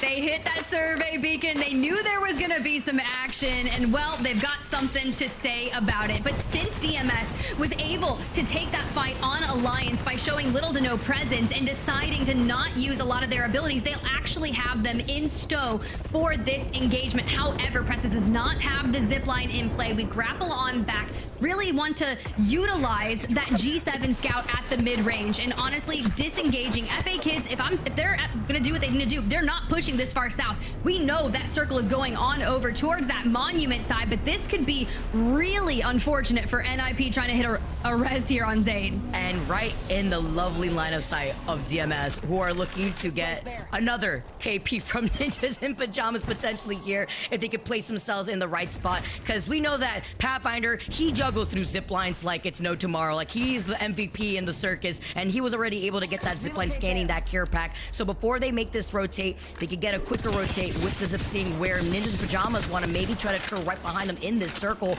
but they are feeling the pressure as DMS are going to be waiting for them on the other side closer to Harvester Circle.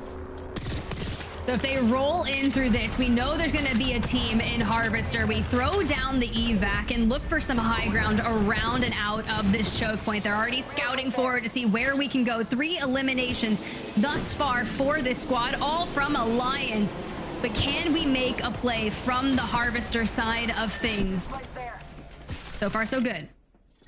Oh, gotta pop that syringe real quick from Ozzus. He will be able to survive this, as well as pop the medkit right afterwards, but he's feeling some pressure with 9 lives, waiting for them on the other side. Ice gonna be able to try to send out that Arc Star, covering where they want to rotate through inside of that building. Huge knock with the Arc Star here, and to be able to get the finisher on the other nade. And they all go to Vice on the Bangalore, not even Thorfinn from the Fuse. Every Fuse player I've seen has been holding 8 to 12 nades. So the last thing you want to do is find a Fuse outside in the ring. Task, though, just juts out towards the lower side of Harvester, tries to stay alive and like get any bit of placement points we can. ANC outplayed. In the meantime, we'll find a reset as they sit on the outskirts for the gatekeep. I think this is strong for them. I don't think we extend out to push on this. We just have to bide our time knowing that we all need to get through that tunnel to landslide or on the eastern side, that other choke point. I guarantee you, Vicky, the majority of these teams all fall. It's going to be really difficult to get into this next circle from this southern rotate here. Let's jump into a listen with FaZe, as they're actually approaching right behind Outplayed. Yes. We need to break this. I'm breaking from right side. Yeah, picking. I got him. 16 Watson. Walking up hard. Yeah, one's gonna be on top. One's gonna be on top. Nah, smoke the top. I'm batting. Guys, no. Left gen. Oh no. Safe on fire. He dropped. Back 120. Nice. Go. Set it. Walking up. They're gonna be in tunnel. Yep. We need to walk. Big. He's grappling. We took him. I'm coming. Wait. Oh fuck. Can trap him. I got 100. One more. Nice. Rezzing. Stopping. I gotcha. Jumps go forward. Wait, team. Might be a solo. Could be a solo. Only one man. Yeah. No, I'm dead in the back. He's dead. There's another team. Wait, they're getting pushed out and you're safe from me, okay? Just come to my knock. There's another team. One on the right, one guy. Swing you. Bang. No, man, this is all. Can we just go back to where I said the majority of these teams will fall? We're all focusing on doing what we can to eliminate, and Zane, the only member from Ninjas in Pyjamas to make it out from the south side, has found himself literally between 2 rocks and just a mere amount of safe space. Don't know how we're going to get out of there, but we'll tune back in with that later, because Aurora and cybercats have found themselves on the outskirts of landslide, and Oirain repositions with that grapple. Kazakh up north, and while we're hitting blue shields, we should have that shield advantage. We just don't even have time to focus on healing up. We're just taking angles and fighting forward. We have to get into that tunnel. We can't also ignore the solo from Ninjas in Pyjamas. If they creep up at the right time here, take that circle damage, yes, it's going to be crucial, but with Aurora taking this fight and only leaving 2 left, and they are so low, backing away in time, and a huge hemlock shots coming in from GoNext, looking to third party this Aurora versus cybercats fight. Yeah, but if you don't take down the lifeline first, you see what happens. Despite that Arc Star being thrown, Oirain does look okay for the time being, but GoNext doesn't want to allow them any chance of resetting. The res coming through again, and Kashera just full sends Kazakh, and this should be the end of Aurora. There it goes. We lose out on Slab in the process. But a reset, we'd love to see that come through. Zane does make it out of the storm. It is now griefing GoNext. He walked right past them. Zane gets hit huge here, loses on his shield. It's just a matter of time now with Kashera being fully up and alive after getting that huge shot. They sandwich him, and Ninjas in Pyjamas, they don't go out without a fight from Zane, but they eventually go out nonetheless now, with only Kashera being the one coming out of the circle from GoNext. It is inevitable before he runs into cybercats holding the tunnel side. Yeah, cybercats, they didn't lose out necessarily. They just repositioned, and Ranches will just deal the finishing blow to Kashera, and GoNext will fall. Na'Vi would have been that team that had the closest chance to unseat Trojan, but they would have needed like a 19-point game, and Kinda is the only one left standing until they fall. Our catch will deal the finishing blow there. Here comes the Apex Warlords from the north, straight to Rats. Into their lovely arms as Tolkien takes a different off angle with the Havoc in hand. FA Kids, Cybercats, they eventually get eliminated on the south side of the circle while Stay Healthy. We're on the cliff side looking at them. Rats looking directly at Apex Warlords, and nobody is in the middle of this circle. It is pulling more so towards the Monument Rock side by the fence line close to that Moby. So with everybody trying to fight around these smokes, Rats try to wrap around here. They see the knocks coming in, and they are chasing right behind Apex Warlords. Ooh, and they're still trying to get to a decent space. Tolkien is going to be able to get that knock onto Arcatch. There goes the full. Now, how do we navigate this? Still not into that next circle, but plenty of time, so not necessarily any huge rush. It's focusing on where is the best position. The only person in the final zone is Zeri. Dead center and, well, now dead. No longer centered out here, but it's going to be a matter of time now. Ethernal playing inside of that building. Rats looking directly at them, uncontested on this north side. While Stay Healthy, we have our last three squads literally on every angle of this final circle. As you see, Ethernal from the building on the east, Stay Healthy, the Rock on the south, and Rats in the north.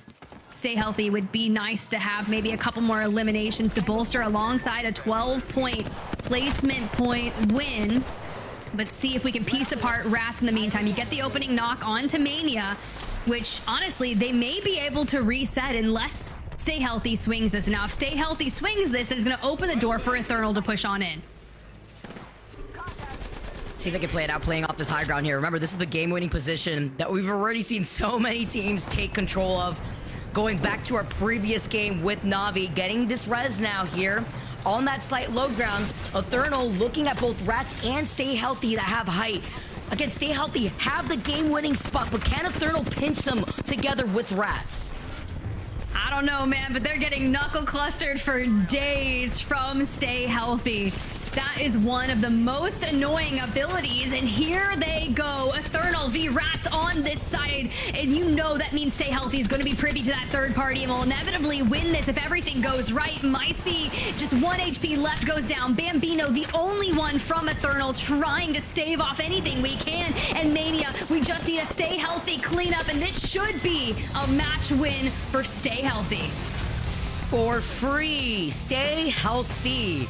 They were able to clean up that north side of the zone, and they just walked in to clean up the rest of the fight at their feet tip. Another game-winning position for another squad to make it in a circle like that that is north of the tracks that lead out of Monument. Hey, it was definitely well needed. You think about where they started in prior to match day number 8. They were in 19th place, Vicky. So we're talking about just even making sure that we can qualify for the regional finals. And this is, they do have another gameplay day tomorrow. So they're in Group C. So we may be able to see them in the regional finals. As one way to wrap up as many points as you possibly can into your second to last day of performance here, but it's a great win nonetheless, a different win that we've had for every single one of our games today, from the Storm Point all the way down to World's Edge, but a huge one for them to put the nail in the coffin for the rest of the day. Yeah, it was a really solid day, and a lot of teams that had pretty much do or die moments to know that they need to advance on showed up, showed out, and it was so exciting to see. Gotta see how that's all played out for the overall standings too, because wondering where Trojan is, right? Trojan was leading the pack by a quite big margin between themselves and the rest of this lobby, but Ethernal staying alive in the top 3 could mean all the difference to see if they are also able to stay in the top 3, maybe take that away from Na'Vi and Alliance that were just basically neighboring each other. But it was a great game for our last 3 squads there too, even going all the way down to Rats, who were able to not only stay alive, but fight for their lives on that north side. Yeah, to be even able to get the reset to go back to full force for that end game to fully send Ethernal, it was a really good shot. Now, granted, because those two broke out of that fight, stay healthy in God position is just like, all right, fine, like we'll clean this up. Thanks for the win, I guess. Like it's nice 12 placement points plus the eliminations. At the end, you see the kill come through and it's like, all right, now I'm the kill leader. So we can only guess how many points they got and what that turned the tide when we look at the series results later for them. But I think you came up with a really good point, right? There were a lot of teams that were vying for a top 3 position on the day. Alliance being one of them. You think back to the fight earlier on and, well, granted, if Rats hadn't taken them out in that choke, I'd imagine they'd be higher up on this match 6 results. But stay healthy, 17 points. Not a bad victory. No, this is super clean. 5 KP to their name is actually pretty even KP all the way around for this first page. And you highlighted Rats. We were talking about where they were sitting before that game. I believe now they should probably be in 11. We're going to have to see how that played out for them because they were starting off a little rough there. And then even looking at Ethernal coming in on that 3rd place, but with 6 KP after clearing out Monument side. Yeah, and Rats is the team that took down Alliance. So see where they go. They go 2nd place. If Alliance was able to fight their way into a top 3 position and get a minimum of 9 placement points, we could have potentially seen a new leader at the top of the leaderboard. But Rain Day, you got to talk us through some of this. You know, this is a, excuse me, great opportunity to highlight the big thing now. Now that it's all said and done, and we're going to get through these results, we're going to get through these teams. The biggest impact is who is in Group A and who just played their last game and will be watching on the sidelines tomorrow to hope that they don't get past. Ethernal is one of those teams. They are sitting in 23rd place right now, and that's outside of our regional final, let alone qualifying for LAN. So they need the big day that they had. What exactly will it be? We will find out. But there's a lot of stories like that happening for those watching and tuning in at home that are starting to break. We will see who in Group A looks like they did enough, looks like they might have to be watching very closely tomorrow, and also who has sealed the deal. Nessy, one of those teams that will not obviously be looking to qualify right now, not the performance they wanted. And, you know, we send all the best to our homie Graceful. Maybe that means we'll, you know, see them at LAN or something. But at the end of the day, Tiff, this is the end, you know, and in many ways, the beginning of how things went. And let's talk about these last 3 games, too, because for me, we saw teams show up and win and keep this very, very competitive. We just starting from Ethernal, but it walked me through here in match 4. We had a chance to watch. It was really where Navi said, we're going to go make a run for first. Right, we have this area outskirt of Monument as well, and Navi had already found themselves 17 eliminations before we have this ultimate 3v3 against Alliance. And I love that we kind of go between Kinda and Matafe's POV, because you see Matafe up here, one player is down below, starts taking some angles, and inevitably just jumps down, brings the hip fire to Hackis directly. And Kinda did a really good job of, you know, Vicky called it out, the dark veil, that isolated effect from Alliance. And once they dealt with Hackis, they kind of reunite alongside to just seal the finishing blow to effect. It was a really nice game by Navi that I thought would have been enough to give them the leaderboard overall, but it honestly wasn't. So then we run it back to Grandma's house, Vicky. Yeah, Grandma's house always having to be the spot that everybody wants to rendezvous at, right? And this was a fight for the high ground before the teams inevitably had to drop down. Trojan, recognizing that though, did make a call to fully send it once all these squads were funneled outside of the house to then look at Alliance instead. While Alliance held the rock here, they had to look at both angles with Unlucky covering an off angle before EXO eventually slid down into the line of sight of Trojan, and then Trojan took the opposite route to then pinch Alliance with EXO right behind them. And even, oh, go ahead. No, I just wanted to say, is this, I mean, what are we seeing here with Trojan? This is not the team we thought would be carrying the highlights for today, but Tiff, are they surprising you? Talk to me a little bit about Trojan's performance on the day. Yeah, it's pretty wild, right? Remix, Atenum, and Mose, and like they were just so always there. I don't know, we always ask for teams to be consistent, right? And they're just consistently in the end game looking to pick up elimination. So something is going right over in that camp, and to find themselves in 8th place ahead of this day and potentially either furthering themselves to find themselves in Germany. But then you turn into match number 6, Ethernal here. Rats makes the push. takes down Tyler FPS's health to pretty much half, and albeit the grapple for the reposition tries to go through, but it's not going to be enough. Loses his life. Then you have the influx, all of the utility that just comes in, whether it's Bambino trying to stave off rats and then stay healthy.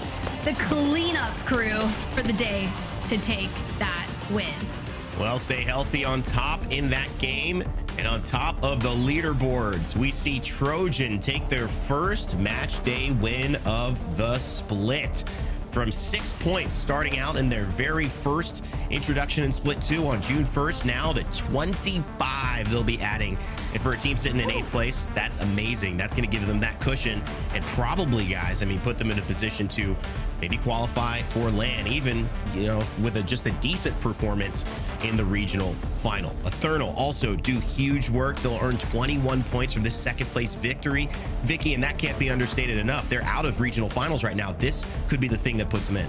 Yeah, it's so important to highlight how these teams are trying to squeeze as much juice as they possibly can in their match days, where Trojan knows that only 8 spots from EMEA make it to LAN. As much as you want to be able to perform for that final day, the regional finals, you want to have a bit of a cushion to be able to have more time to either experiment or even, dare I say, grief other teams that are also on that cusp. You know what, some interesting information I just got as we just take a look at it. You see some of the names you're familiar with, you know, Aurora, FaZe, FA Kids, NIP. No one has clinched yet. We just got confirmation. Nobody has clinched yet for playoffs. And that's what's interesting because, yeah, wow, Tiff, because teams still haven't done enough to feel safe. And now for Group A, I mean, they've got to sit back and watch and hope that if they are in a position right now that somebody doesn't overperform tomorrow. Yeah, and that's tough because at the top of the show, we were flirting with that magic number. Like, what is the cutoff that we need to see? And it was around 86 in particular. And it's kind of been that threshold around 82, 87. But just knowing that you're not comfortable where you sat. FaZe Clan came into today with 85 points. But then you look at Trojan at the top of the leaderboard. They had, I believe it was around 57 total points. So you throw 25 into the mix, you're just at maybe 82 on that series standing. Oh yes, good. My math was right. Thank you for the regular season standings, because caster math, man, is so tough. And honestly, I said that if I was FaZe Clan, Alliance, and Gaming Gladiators, that I was comfortable with where I was. But now you see 3 teams, Vicky, tied at 82 points. You know what ties do to a leaderboard when it all comes down to the wire after regional finals. Hearts get broken. I chuckles nervously. That is actually crazy. Trojan, Navi, Gaming Gladiators, are you kidding me? This is gonna mean so much as we take a look at the second page to see the squads that are at risk here who could maybe make a stride in the regional finals. Yeah, this is one where you look at some of those placements going down, cybercats, and then you look at, hey, on the flip side, Ethernal, they jump 6 spots. Again, this is all 20 teams that you've just seen here will, if it stayed like this, be qualified for a regional final, but still only the top 8 will be able to get a secured spot to Split 2, plus the winner of the regional final in our match point format. That's next weekend, so stay tuned. And also, I believe we should have some clinches tomorrow as well. We'll have to wait for B and C to go at it. But in our back 3, as of now, it's looking rough on these sides as well. We mentioned Nessy, Forbidden. I do want to shout out Apex Warlords, though. Obviously, a team that, you know, carried it all along with Shiv. He was in the chat, excited about their wins today. They played really well today, Vicky, and it was a team effort that, you know, they're not looking like they're in a position to be able to get things done. They're not going to be making LAN or qualifying, but still, to finish off with a strong day, that's a great way to conclude the split. Yeah, it's about making sure that you at least could showcase how close you were, so that way GG, go next, and that's the beauty of Apex Legends, so that way you know the possibility of where your skill ceiling is actually, and there's always next time here when it comes to the Apex Legends Global Series. Yeah, this has been a team that's been around for a long, long time. So we'll see how that continues. We wish them all the best. And we will be waiting, of course, to see the results. Now, the results that you might have been waiting for, one of my favorite segments of the day, it's the MVP. Now, I had a couple conversations on who it was going to go to. And I do have to give a shout out to Kinda, because he played really, really well. Natus Vincere in that second place. But it's a first place finish that's got to get the #1 MVP choice. This man was unstoppable on the Bangalore as well, and it's none other than to know. This was a huge performance for them. And like we said, Trojans have been playing well. They were in 8th place. They're very consistent. Lowest score they've gotten all split is just 6 points, but they've hovered around that 9 to 15 point range entirely. This was, however, crunch time. This is a team that has gone from 6 to 9 to 13 to 15 to 14 to now 25 points. They're getting better and better with time, and part of it is these moments right here. For Ethernal to show up, to find kills, to be using the PK. We don't actually see a ton of PK usage in high-level play. It's so AR focused, but to be sticking with the guns, carrying that load, I believe it was at least 14 and maybe 13 kills that he finished with. What a phenomenal story of a team that certainly is catching the eye of many of us here at the ALGS. And there it is, 13 kills hailing from the UK. Also, he's probably happy about the Euro result today as well. So good things for Ethernal and good stuff for Trojan. He's your MVP for today. One of the fun things about, highlighting this show for me is you get to focus on different players that we don't always see highlighted. And I mean, from Young Hong Kong and learning the story of his name, and he was a SoundCloud rapper and getting ready to see Danish tomorrow. I like finding these things about our players and highlighting them. That's what we do and love to do here at the ALGS. And I believe the person I just highlighted is here with us. Ethernal, are you here? Yeah. Hello. How are you guys doing? Pleasure to be on here. Thank you for having me. I mean, is the smile because you won or because England won the Euros? What moved on? What's the smile about here? To be honest, I'm not a very big football fan, so you just want to win for sure. Okay. Well, it's great to talk to you. Congratulations on the MVP. Congratulations on Trojans. My question is this. Do you guys feel you're getting better? Because the results are showing that every single week you're almost improving on something. What's the feeling in your team? Is it optimism that you guys are kind of putting it together at the right time, heading towards regional finals and hopefully LAN? Yeah, I mean, to be honest, it's just, we've always been in very good spots. It's just been that those couple of mistakes that have really just been like a difference of 10 points, like a 10-point swing. And today we played really well. The communication was perfect. Like, we played together as a team. Everything went well, and we just fixed up on those mistakes. And then we just, did really well. Very consistent. So proud of that.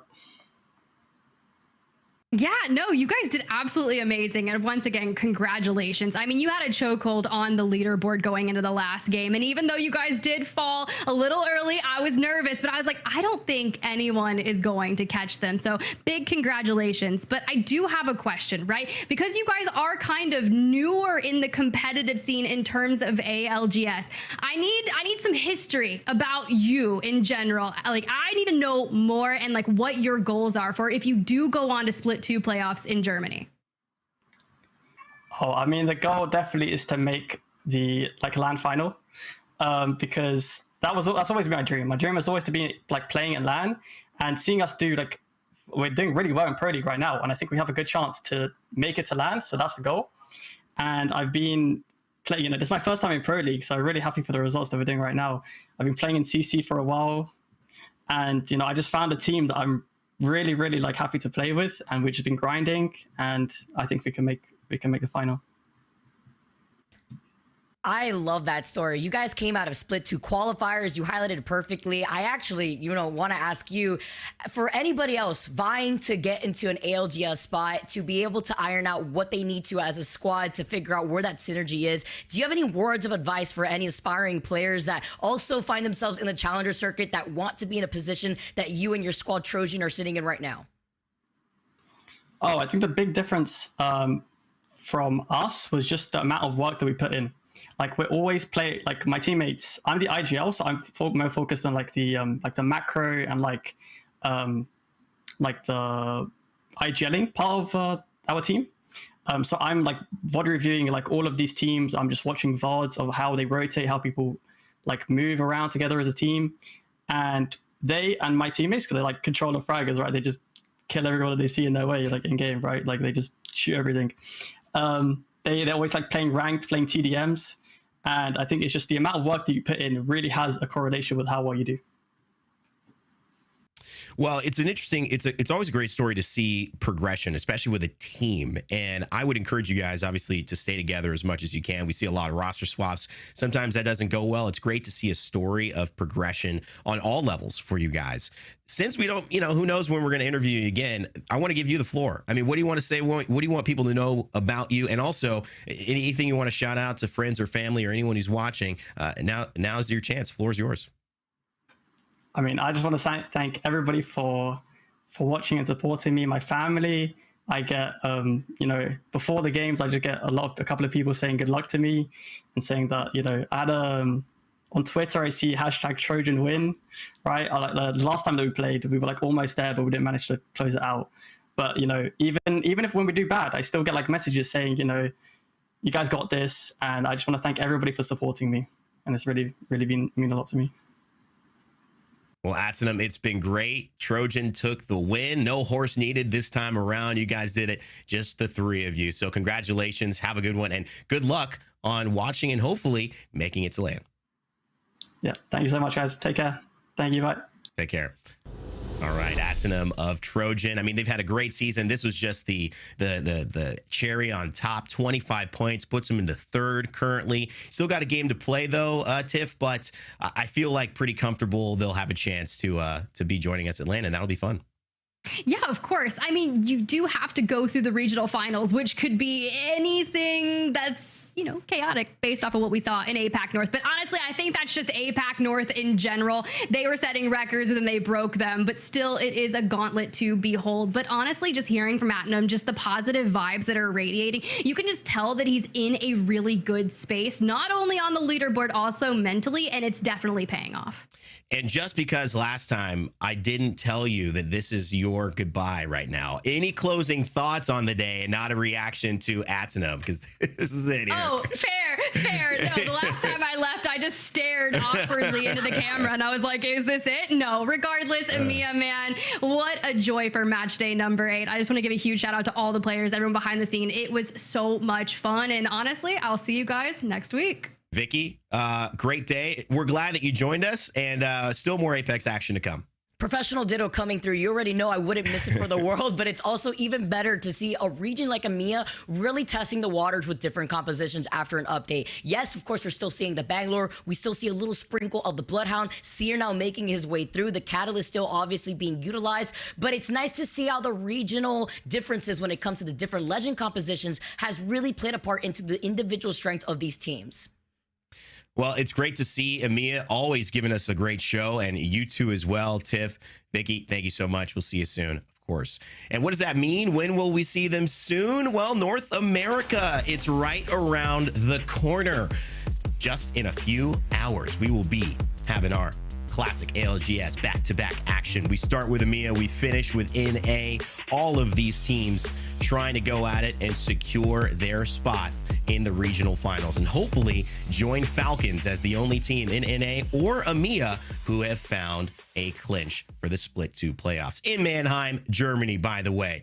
So, ladies and gentlemen, take some time, relax. We appreciate you all for watching. And remember, check out Play Apex Esports on Twitter, on X, and of course, twitch.tv/PlayApex. That's been EMEA. It's been Match Day 8. My name is Rene. Thank you to Tiff and Vicky and all of our production staff and EA. We'll see you guys in North America. And remember to never give up, never stop gaming. We'll see you in just a few.